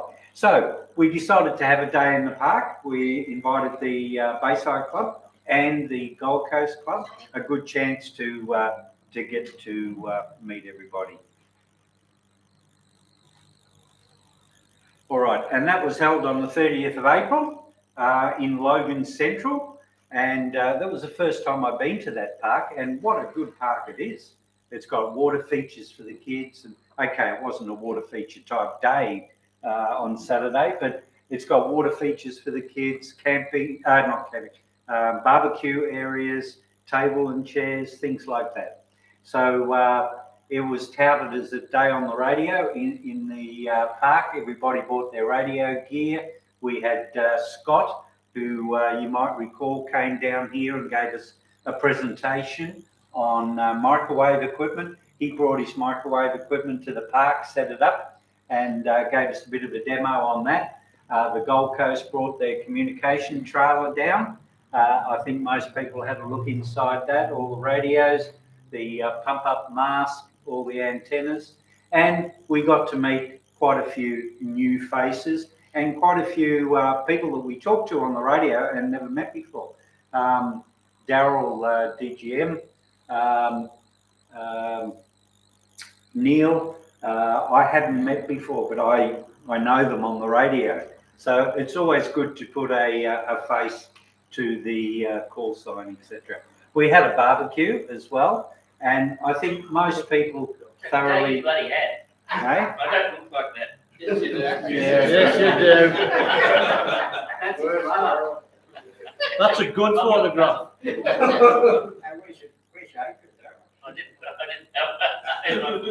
I'm glad there's no sound on Yes. So I put a sprinkling of photographs together, as you can tell, with the people that are showing up on the pictures. A lot of Bayside people, a lot of Gold Coast people, and it was a good opportunity to meet your fellow ham. I think there's quite a few comments come out of it that we should do this more often, exchange of ideas, etc. Why reinvent the wheel? One club might have a good idea. Someone was talking about fox hunting, if we're allowed to call it that, maybe a different name. We can challenge different clubs, not only the Gold Coast Club, I'm not saying. Very keen speaker. Yeah, very keen speaker, Kay. Unfortunately, Kay couldn't be here tonight. She wanted to come, but one of her friends got COVID and she didn't want to take the chance. So, yeah, it was a good day in the park. I think everybody enjoyed it. We totally lucked out on the weather. Any questions? What's the communications trailer there? It says to hide. So what is it? Just is that a unit you use for amateur radio? Is it? Yes, it's all amateur radio. It was put together like the Bayside's got Mount Cotton with the flex radio and stuff. Yeah. The Gold Coast Club has got their trailer. Mm-hmm. It's basically put together through grants. Right. And you can take it portable. They take it on their John Moyle, etc. Everything's set up there. Their HF equipment, pump up masks, whatever. Yeah. Okay. In the near future, they're doing. I think it's a running race or a push bike race through the mountains. They're going to use that as the control center. Yeah. Right. So things like that. Yeah, that's pretty good. Even you know, if our club wanted to do anything. They're quite prepared to bring the trailer over here and help out or whatever. So it's got permanent HF and VHF gear inside, is it? Air conditioning. And it's equipped with air conditioning too. Oh. Air conditioning, generator, solar cells on the roof, although they're causing a bit of interference at the moment, but I'll get that sorted. Is it all custom built? Well, yeah, pretty much. All the antennas on the roof fold up and down. That was at the Hamfest, wasn't it, Ralph? They had a Yes, yeah, I yeah. saw it there, yeah.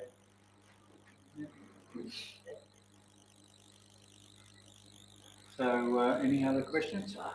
How many contacts did you make, Ralph? Somebody made a contact using my radio. It was more talking, was it? Yeah, there's Scott's microwave kit. It was more of a meet and greet, really.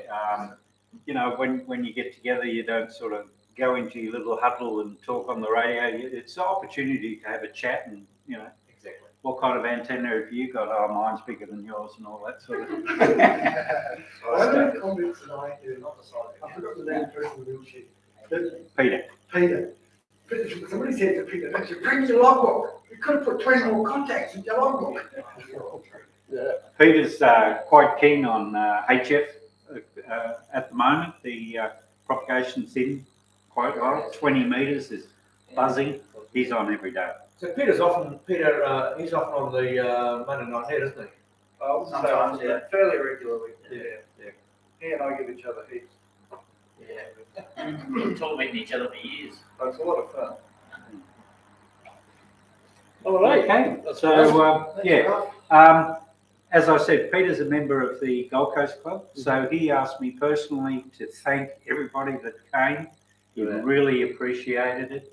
As you can see, you can't attend other locations, etc. And not only Peter, I mean, we hear guys on the radio every day that can't come to our meetings and so forth. I think we should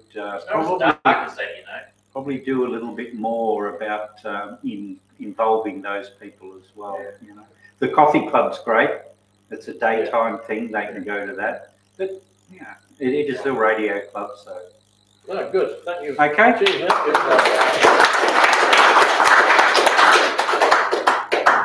Thank you very much. Okay, right.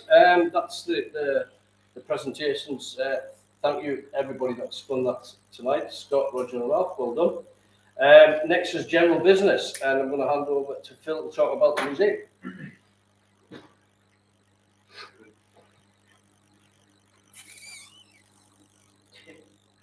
Maybe we should invest in a longer cable.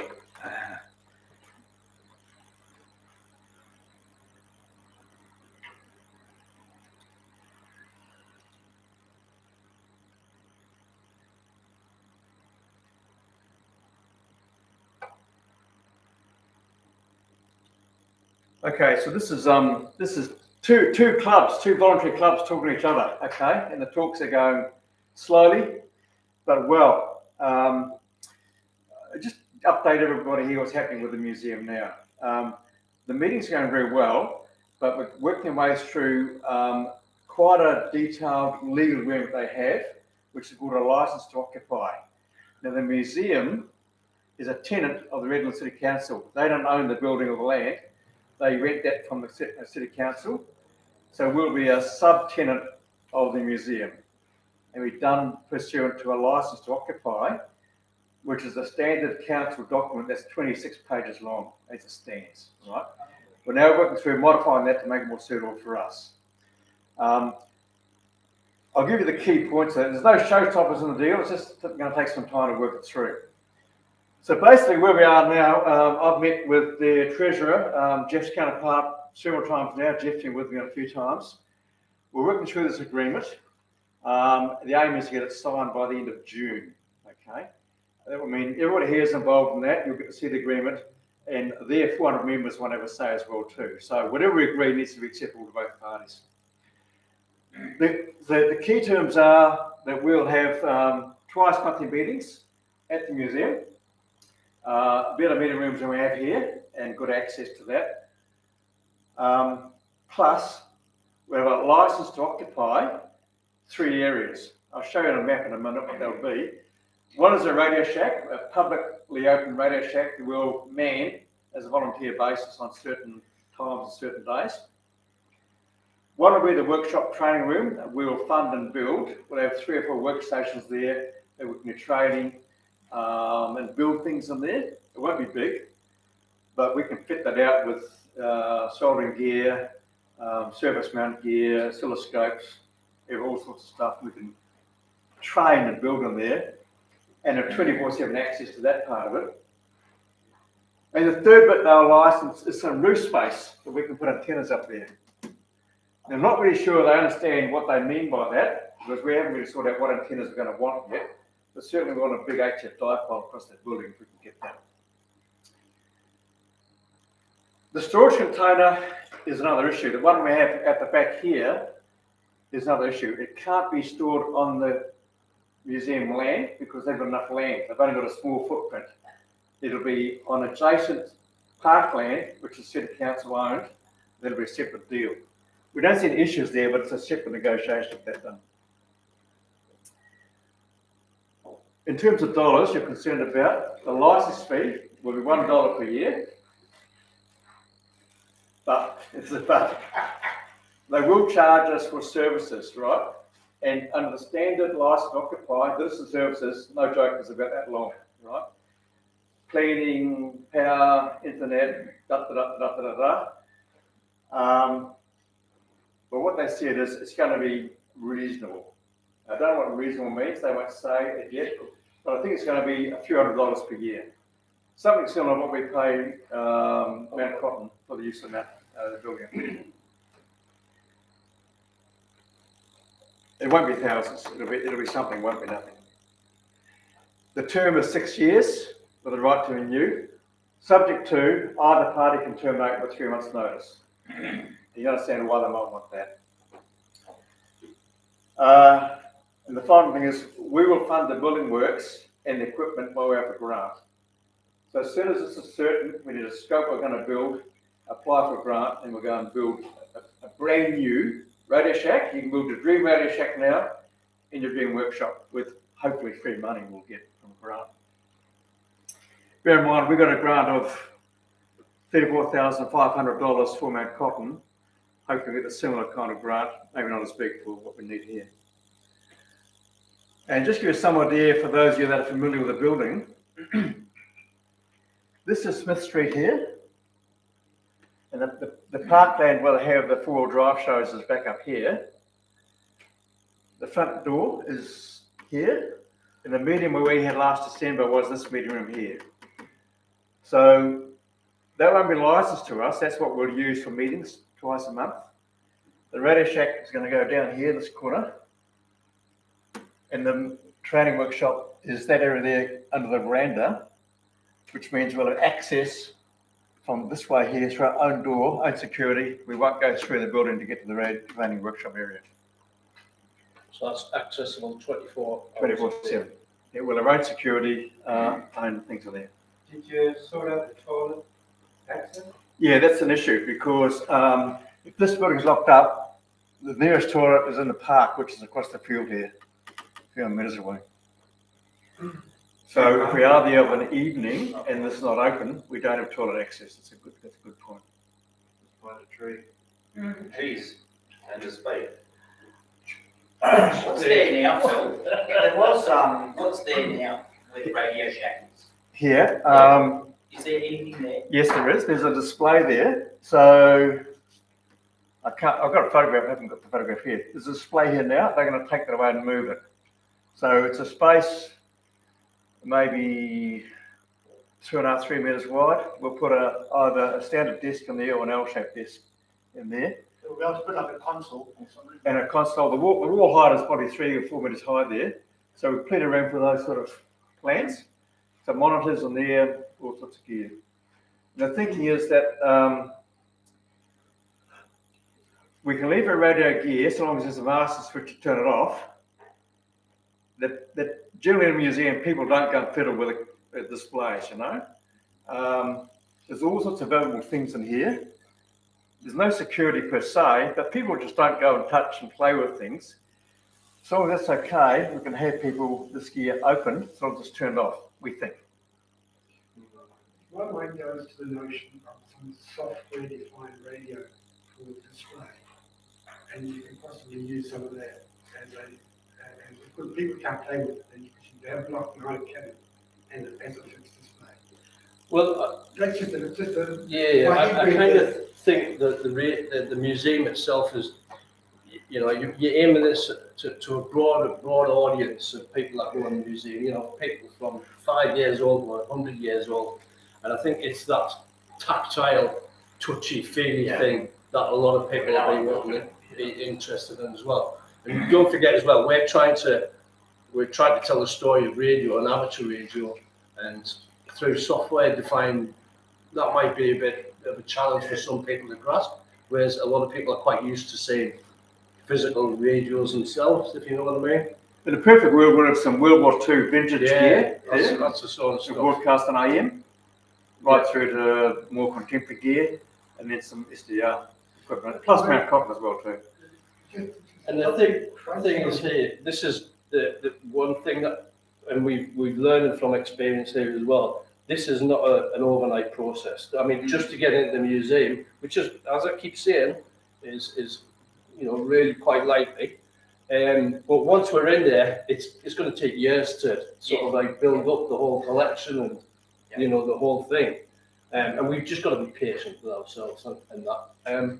I think it'll grow momentum. And I certainly think the Radio Shack there will be really popular, really popular. Really good. So square meterage wise, do we know how many square meterage is involved? Well, this is like, what's your Radio Shack like at home? A bit bigger than that, you know.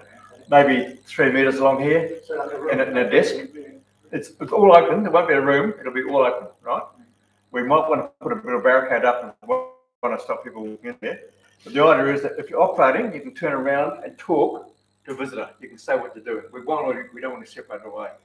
Down here, this is, it's 5.5 metres by 2.7 metres in the veranda.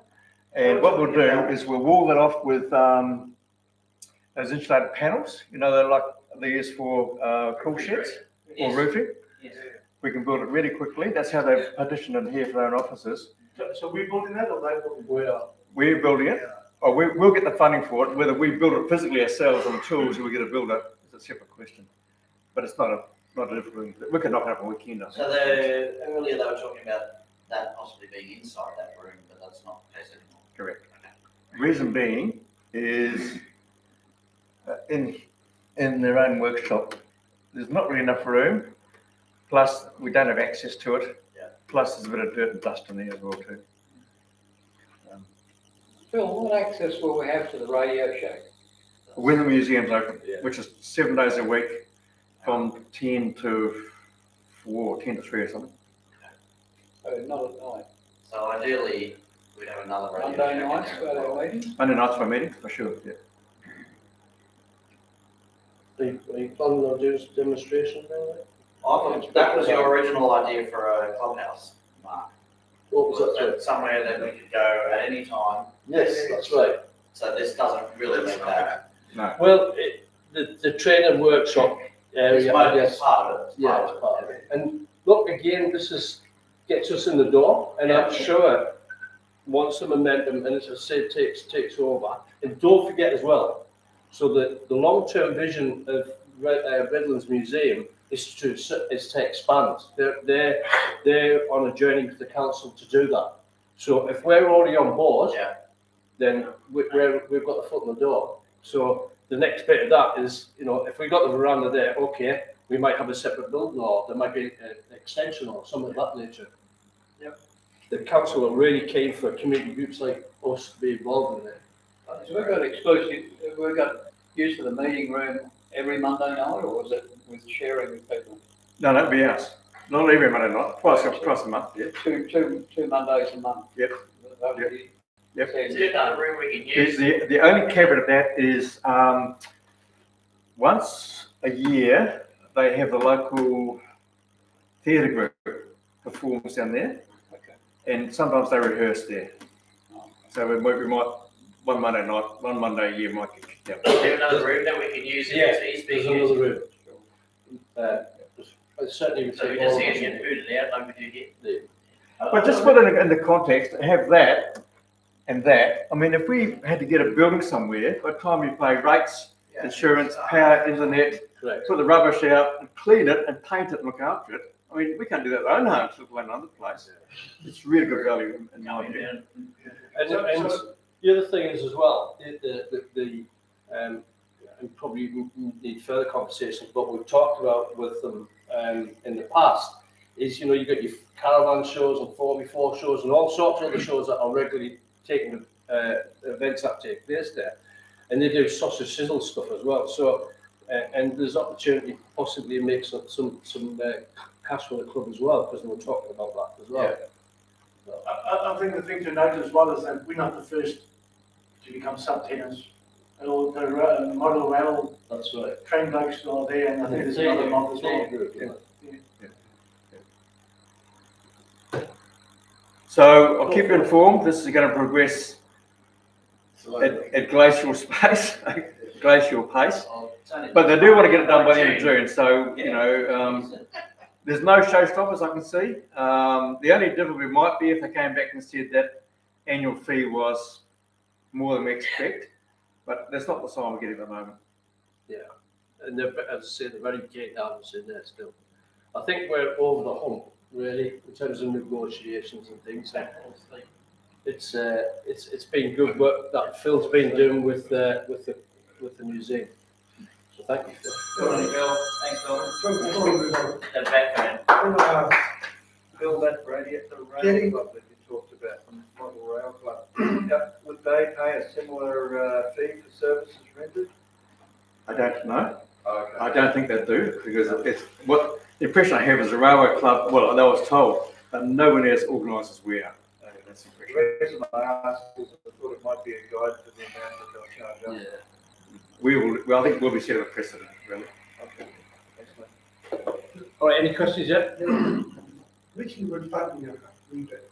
And is there any propositions yet or any ideas about how to do the funding, or was it just an appeal to the council, or you No. know, the gold motto, or you?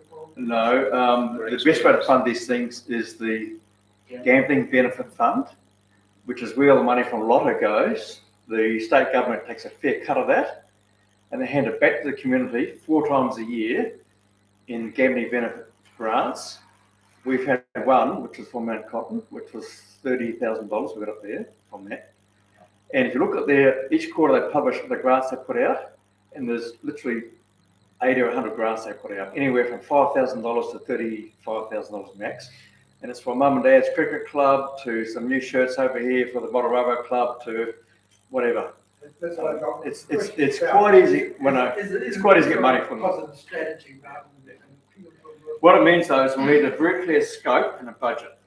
So in this Radio Shack, what's going to be in there? The building, what are we going to build? You know, we need to know what that is because that's what we're going to buy. Yeah. So if I want Yosu, you know, we need to sort it out. Okay, leave it there. Cool. Thank you very much. Any other questions? Quickly, while Phil's up, but it's making good progress. And I suspect probably, when you reckon, might be in by Christmas. I'd say second half of the year for sure. Yeah.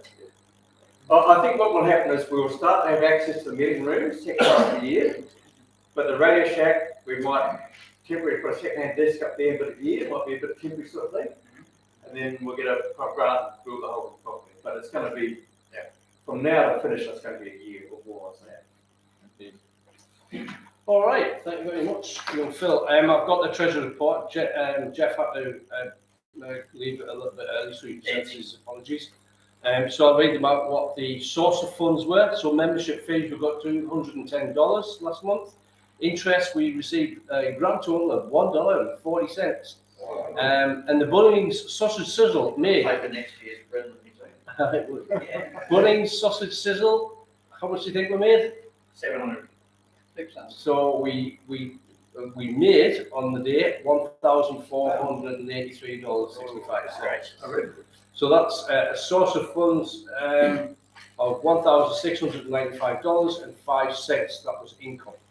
So use of those funds for 4G up at Mount Cotton was $30. The Square credit card reader was $11 or $11.95. Mount Cotton annual fee was $250. And the Bunnings Sausage Sizzle stall costs, that's the sausages and the drinks and so on, was $805. It's not cheap. And don't forget, food's going up as well. The club vinyl banner was $192.50. Have we got that now? No, not yet. We haven't? Okay. When's it? That was the deposit. I'll get it probably next week. Okay. And a new HP laptop, I think, was it? New HP laptop of $899, which is, I think, probably, you know, a good purchase because we need something like that for the club as well. Have we got that yet? I've got that. Right. Just setting it up. That's for the 13th and 14th. Right, okay. So excess of expenditure over income is $493.90. So the balance of operating account at the 2nd of May 2022 was $11,364.99 in the bank. So the profit we made from the sausage sizzle was $678. So just to be clear, the banner and the laptop have been funded by the Redland Council because Martin's going to use them at the open day, which we'll talk about shortly. Yeah. We haven't got the $1,200 in yet. Yeah. We've invoiced. Aye. Okay, Scott, you want to talk about your date stuff? Yes, quickly. I'll be quick. There are 2 things coming up to look out for. One is next week. There are 2 guys from Victoria, I think. Yeah, VK3s, going to America, and they're going to Handvention. But instead of flying in there, they're getting a car in LA and they're driving across the country and doing all this park stuff along the way. So conditions are pretty good at the moment, so watch out for that. I don't know how we can watch out for that, but anyway, I'll try and listen. Have a alert. Yeah. I don't even remember their call signs right now. I will send you a link maybe. On the WhatsApp or something, yeah. Maybe, yeah. Yeah, I'll send someone a link who can pass it on. Secondly, personally myself, I'm going away with 10 guys on Friday to what they're calling a park fest, which is we're going to be basically playing radio for 3 days in Dorrigo area, west of Coffs Harbour. So listen out for us. We'll be in various places over Friday, Saturday, Sunday, all day. The 8 meters. Whatever. Okay. Whatever's working. Any questions for Scott? Here's your WhatsApp. I will. Keep us in touch. Great stuff. Thanks, Scott. Really appreciate that. Quickly, we got young David, electronics makers. You got any updates there, David? He's not here. Bob, anything? Apart from a blown up bloody thingy reader? Lightning board? I know David's built about 4 of these lightning boards. I think the plan is that anybody that's interested, we're selling them at cost prices. Me, definitely me. I've got first dibs. But he's building some, well, he's built some already, he's got a few more to do. Right, definitely first bids. All right, thanks, mate. Events, Colin and Martin. Colin, you want to go first? Most people hopefully have seen the email outlets coming up. So we've got coming up on the 7th of May, the Harry Angel Spin Contest.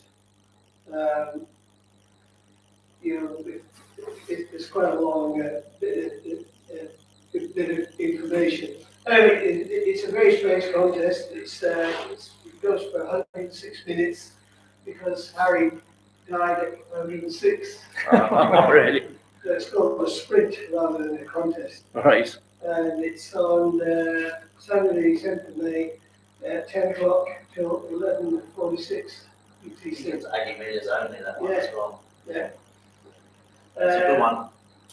And then there's the Don Edward Slow Loss contest, possibly. Now this is on every year, and I couldn't really find anything confirming it. It's on this slide, but I can't see why it wouldn't be. But yeah, try looking. I couldn't find much about it at all. Okay. That's some of the information that was in the Amateur Radio magazine, the product section. Aye. And then on the May 28th, there's the CQ WPX CW contest. And that goes, that's CQ magazine in the States, run that. But you can, there are things you can win certificates and things by entering into it. So the contest runs from Saturday the 28th, 0 UTC through to May, Sunday 29th, 23:59 UTC. The Don Edwards one and this one, because the Don Edwards one is on, of course. They're excellent if you, I keep on hearing people talking about wanting to do more. It's a great thing to do, just tune in and listen to it. That will be big, that the CWPX contest. All right.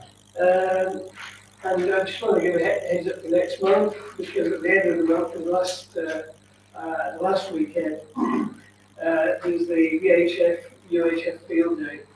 So I was hopeful that we'll get a few people interested in that. I'm certainly interested in that. And that's the 25th, 26th of June. So we'll start planning that. Brilliant. Thank you very much. That's it. John, thank you. Cheers. Okay, so I'll cover from, thanks, Colin. I'll cover from the Birkdale Community Precinct's open days. There's some that we've been engaging since last year, and maybe even the year before. And from the last meeting that we went to, I think Darryl was there as well, and he was there. You'll see on social media there'll be a lot of posting on that from Redland City Council and from the mayor and that, with the guys to this. Yeah. There's a lot of things that they want to do there. Our main objective the World War receiving station. They've given us some seeding funds. It's planned for the 13th and 14th of May, which is a Friday and a Saturday. Similar to the open days that we had last year. I don't know if most of you did come around there. The idea is basically to emphasize the receiving station and also amateur radio and BDARS. There's going to be community members coming through, and we want to try and get them to operate under the club call signs. I'm not going to set up traditional RF, and we use the Flex remote, and basically have two modes. So we'll have phone on SSB on the Flex, and then looking at doing CW through that, what's the software package? V-band. Through the V-band. So I'm calling for volunteers. It'll run from in the morning, probably about 9 a.m. I think they open up. We can bump in at 8. They were meant to have a site meeting last week, but the person that was going to do it is being booked off sick. So hopefully there'll be a site meeting before the 13th and 14th.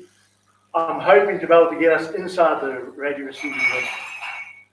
We can set up, have the computers running with a big screen with the Flex on it, and then the V-band software. The idea is have a couple of people volunteering, maybe 2-hour shifts or something like that, just to man those two tables, and then have some of our club members from the QTHs talking to whoever wants to have a go on the radio. Yeah. From the public. So it's canned activation, and I'm looking for some people that can support CW on the V-band, and then hopefully there's some members that have got V-band running on their QTHs and can converse with the people giving a CW a go. I'm hoping also to have a couple of computers running. I want to get those presentations from you. Also hoping to have a static table there if Eddie can make it, with some static gear, basically talking about radio and the club and a bit of show and tell like we did last time. So if anybody's interested in volunteering, maybe just shoot me an email, martin@bdars.org.au, or my number 04047 36366, and then just let me know which days, either the Friday or the Saturday, or both days, or if you can only make 2 hours here or 2 hours there, so I can just try and get up some kind of roster. That'd be good. And then also if we can try to tee up that people will be active on air from the QTHs as well. I'm sure many of us will put in a couple of hours there. Yeah, so another thing is I need a photo, like maybe something where we were active at one of the events, because they want to put that onto like a banner. So I'm looking for a photo from the club, with club members maybe actively talking on the radio or something like that. I think there's one of maybe yourself or Eddie or Russell operating or something like that, or a group one. So I need one of those. And I also had a phone call. So with regards to the Renner City Council, I'll probably get confirmation tomorrow, but the mayor's looking at having a breakfast on Wednesday morning at 7:30, and I can take +1 with me to it. So I don't know if you saw the email I sent through. I was asking for someone from the committee, right, to be able to go with me to that. That's basically about it. So Martin, with the transmitter station, what's the long-term plan here with this? The receiving station? Yeah. It's the heritage listed. But what they're going to do with it? Oh, I suppose. If we don't keep a hand on it, they commercialise and turn into a coffee shop. No, but it says in the Redlands made the statement this week that the plan should be agreed in council, and it showed you the different modules of the park and what they were going to do, and the receiving station. It's getting maintained. It's getting maintained. It's getting maintained. How is it? Is it? Because I think the museum are gonna get involved with it. I think the idea is the Redlands Museum do want to get in. I reached out to the blokes there, and the treasurer came back to me. What council have also, well, please. Yeah, guys. So what council also contacted me a couple of weeks back is they're gonna get there's a mob that do enactments, so they're gonna have a World War II Jeep there. And have uniforms on, and they're gonna be doing a bit of an enactment around the radio receiving station as well. As like soldiers and that kind of stuff. So there'll be a bit of that as well. Thought of opportunity for them, I'm sure. Yeah. I have a crazy thought. Do you think that the original World War II receiving unit that's in America right now would be interested in taking the part in rebuilding the station? Oh, probably would be. Donating some equipment maybe? All right, I'm conscious of time. Any other questions? Anybody that wants to help out or volunteer, just contact me or contact Phil, the secretary. Okay, thank you. Eddie, anything on exams, mate? Yes, on the 21st, we have foundation exams. And I currently have 5 people listed. If there's anybody else that hasn't listed who wants to do them, they better get on to it. Send me an email. And we do ask you to pay the $50 booking fee. It's fully refundable, but it just gives certainty. Closer to the date, I will send out an email giving the room number, time, and all that particulars to you. We're going to change rooms. I've got to contact the school tomorrow and see where I can get the security details. There'll be some idea to what we did have, but it's closer to a larger car park and should be even quieter. So I've got Britain booked to come along. It is election day, so take advantage if you want to come, do the pre-polling. It'll help you have the day there to do your exams. Will they have elections there? There will be a booth somewhere in the school, but we should be down the back away from them. You get a sausage, mate. Okay? I'd be lucky to get one. All right. So, Russ, Mount Cotton. We've had some internet problems there last week. We had the switch that's broke and we fixed that. Everything else is working at the moment. Planning to have a work and be sick in the next few weeks when we get a chance. I'll just have to work out a day. Someone wants to go off and do something. Okay. There seems to be done. All right. Excellent. I just want to touch on Mount Cotton as well. Yeah. So go to the next page there. Yeah. Phil, thanks, man. Last year, I think, Eddie, you actually helped and organised that the third tier went down to Dave ZF's PDAs. So we had a third tier in Mount Cotton that wasn't populated or fitted out yet with any gear. We were going to try to do it on site, but we ended up relocating it, taking it down the mountain, and it went to Dave ZF's PDH, and he's fitted out. Dave's done a fantastic job with it. All these 19-inch rack modules he actually manufactured himself. He's put them in there. At the top, he's mostly got power supply, and he's got GPS receiver in there. He's put a little lighting detector into the module as well. He's put the VK4YA's lighting detector in there as well, box lighting detectors in there. There's APRS repeater receivers in there, and there's a SAC gate in there as well.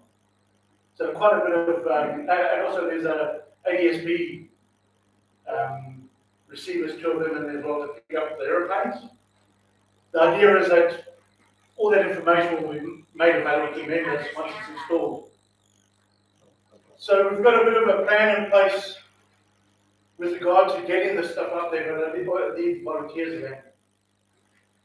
One of the first things we're going to start tackling is there's a bulkhead plate that has to go in for the antenna cable connections to go through the wall.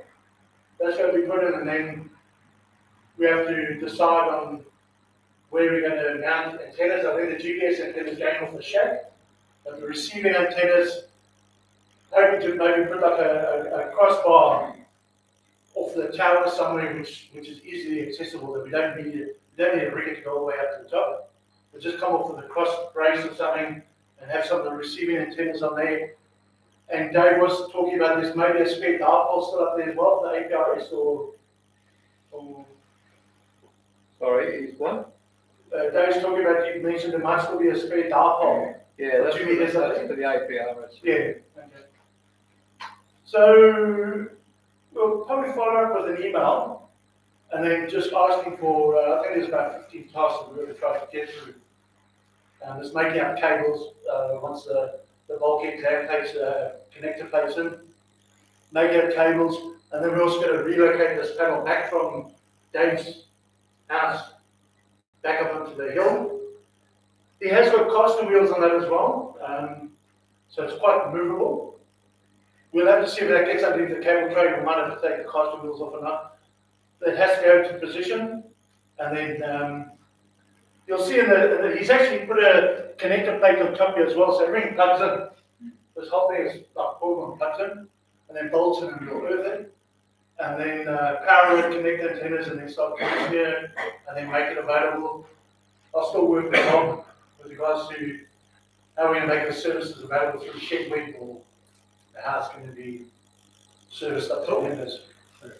But yeah, that's what's coming. So if anybody's interested in getting involved, give Phil a shout, give myself a shout. Brilliant. And we'll start getting that done. I'll leave the trailer busy in the back. Yeah, okay, so we'll need a couple of people to pick it up because it's now quite heavy. And it's a bit of a mission to get it out of Dave's place. All right, Grant. Thank you very much for that, guys. Right, I think one of the last things. The next Bunnings fundraiser is on Sunday, the 10th of July, which is a couple of months away. So just give you a heads up. We need to do these Bunnings because it obviously helps with the funds for the club and keeping it just operational. You know, you see things like that stored at the on the mountain. It uses electricity. We have to pay an electricity bill and the internet bill for it and all that sort of stuff. So Simone's moved on. Oh, We had to deal with Beth. okay. Sure thing. Oh, yes, that's it. Oh. Really good. No. Yes, she was. 10th of July, Sunday. Yes. All right, write it down. Get the rest of that across the road. I'm ready. Morning, please. Okay, no, that'll be good. And I think that is any other business we want to do. Kind of one thing. For those of you who maybe new members don't know, the club owns this device. It's a Rig Expert antenna analyzer. It's available for members' use anytime you want to use it. It's available for use tomorrow. You do. Come and get it when you finish. And I got one too for others to use as well. Yeah, it's a great device, I think. Easy to use. I've got a $50 one anyway with Everlander. All right, any other business? Before we call a close. So, everything else? Okay, all right. Well, thank you very much, folks, for coming along. Have a little look at the SDR again tonight, because I put my laptop, see if I can get it working. Yes, Knock yourself out. Knock yourself out.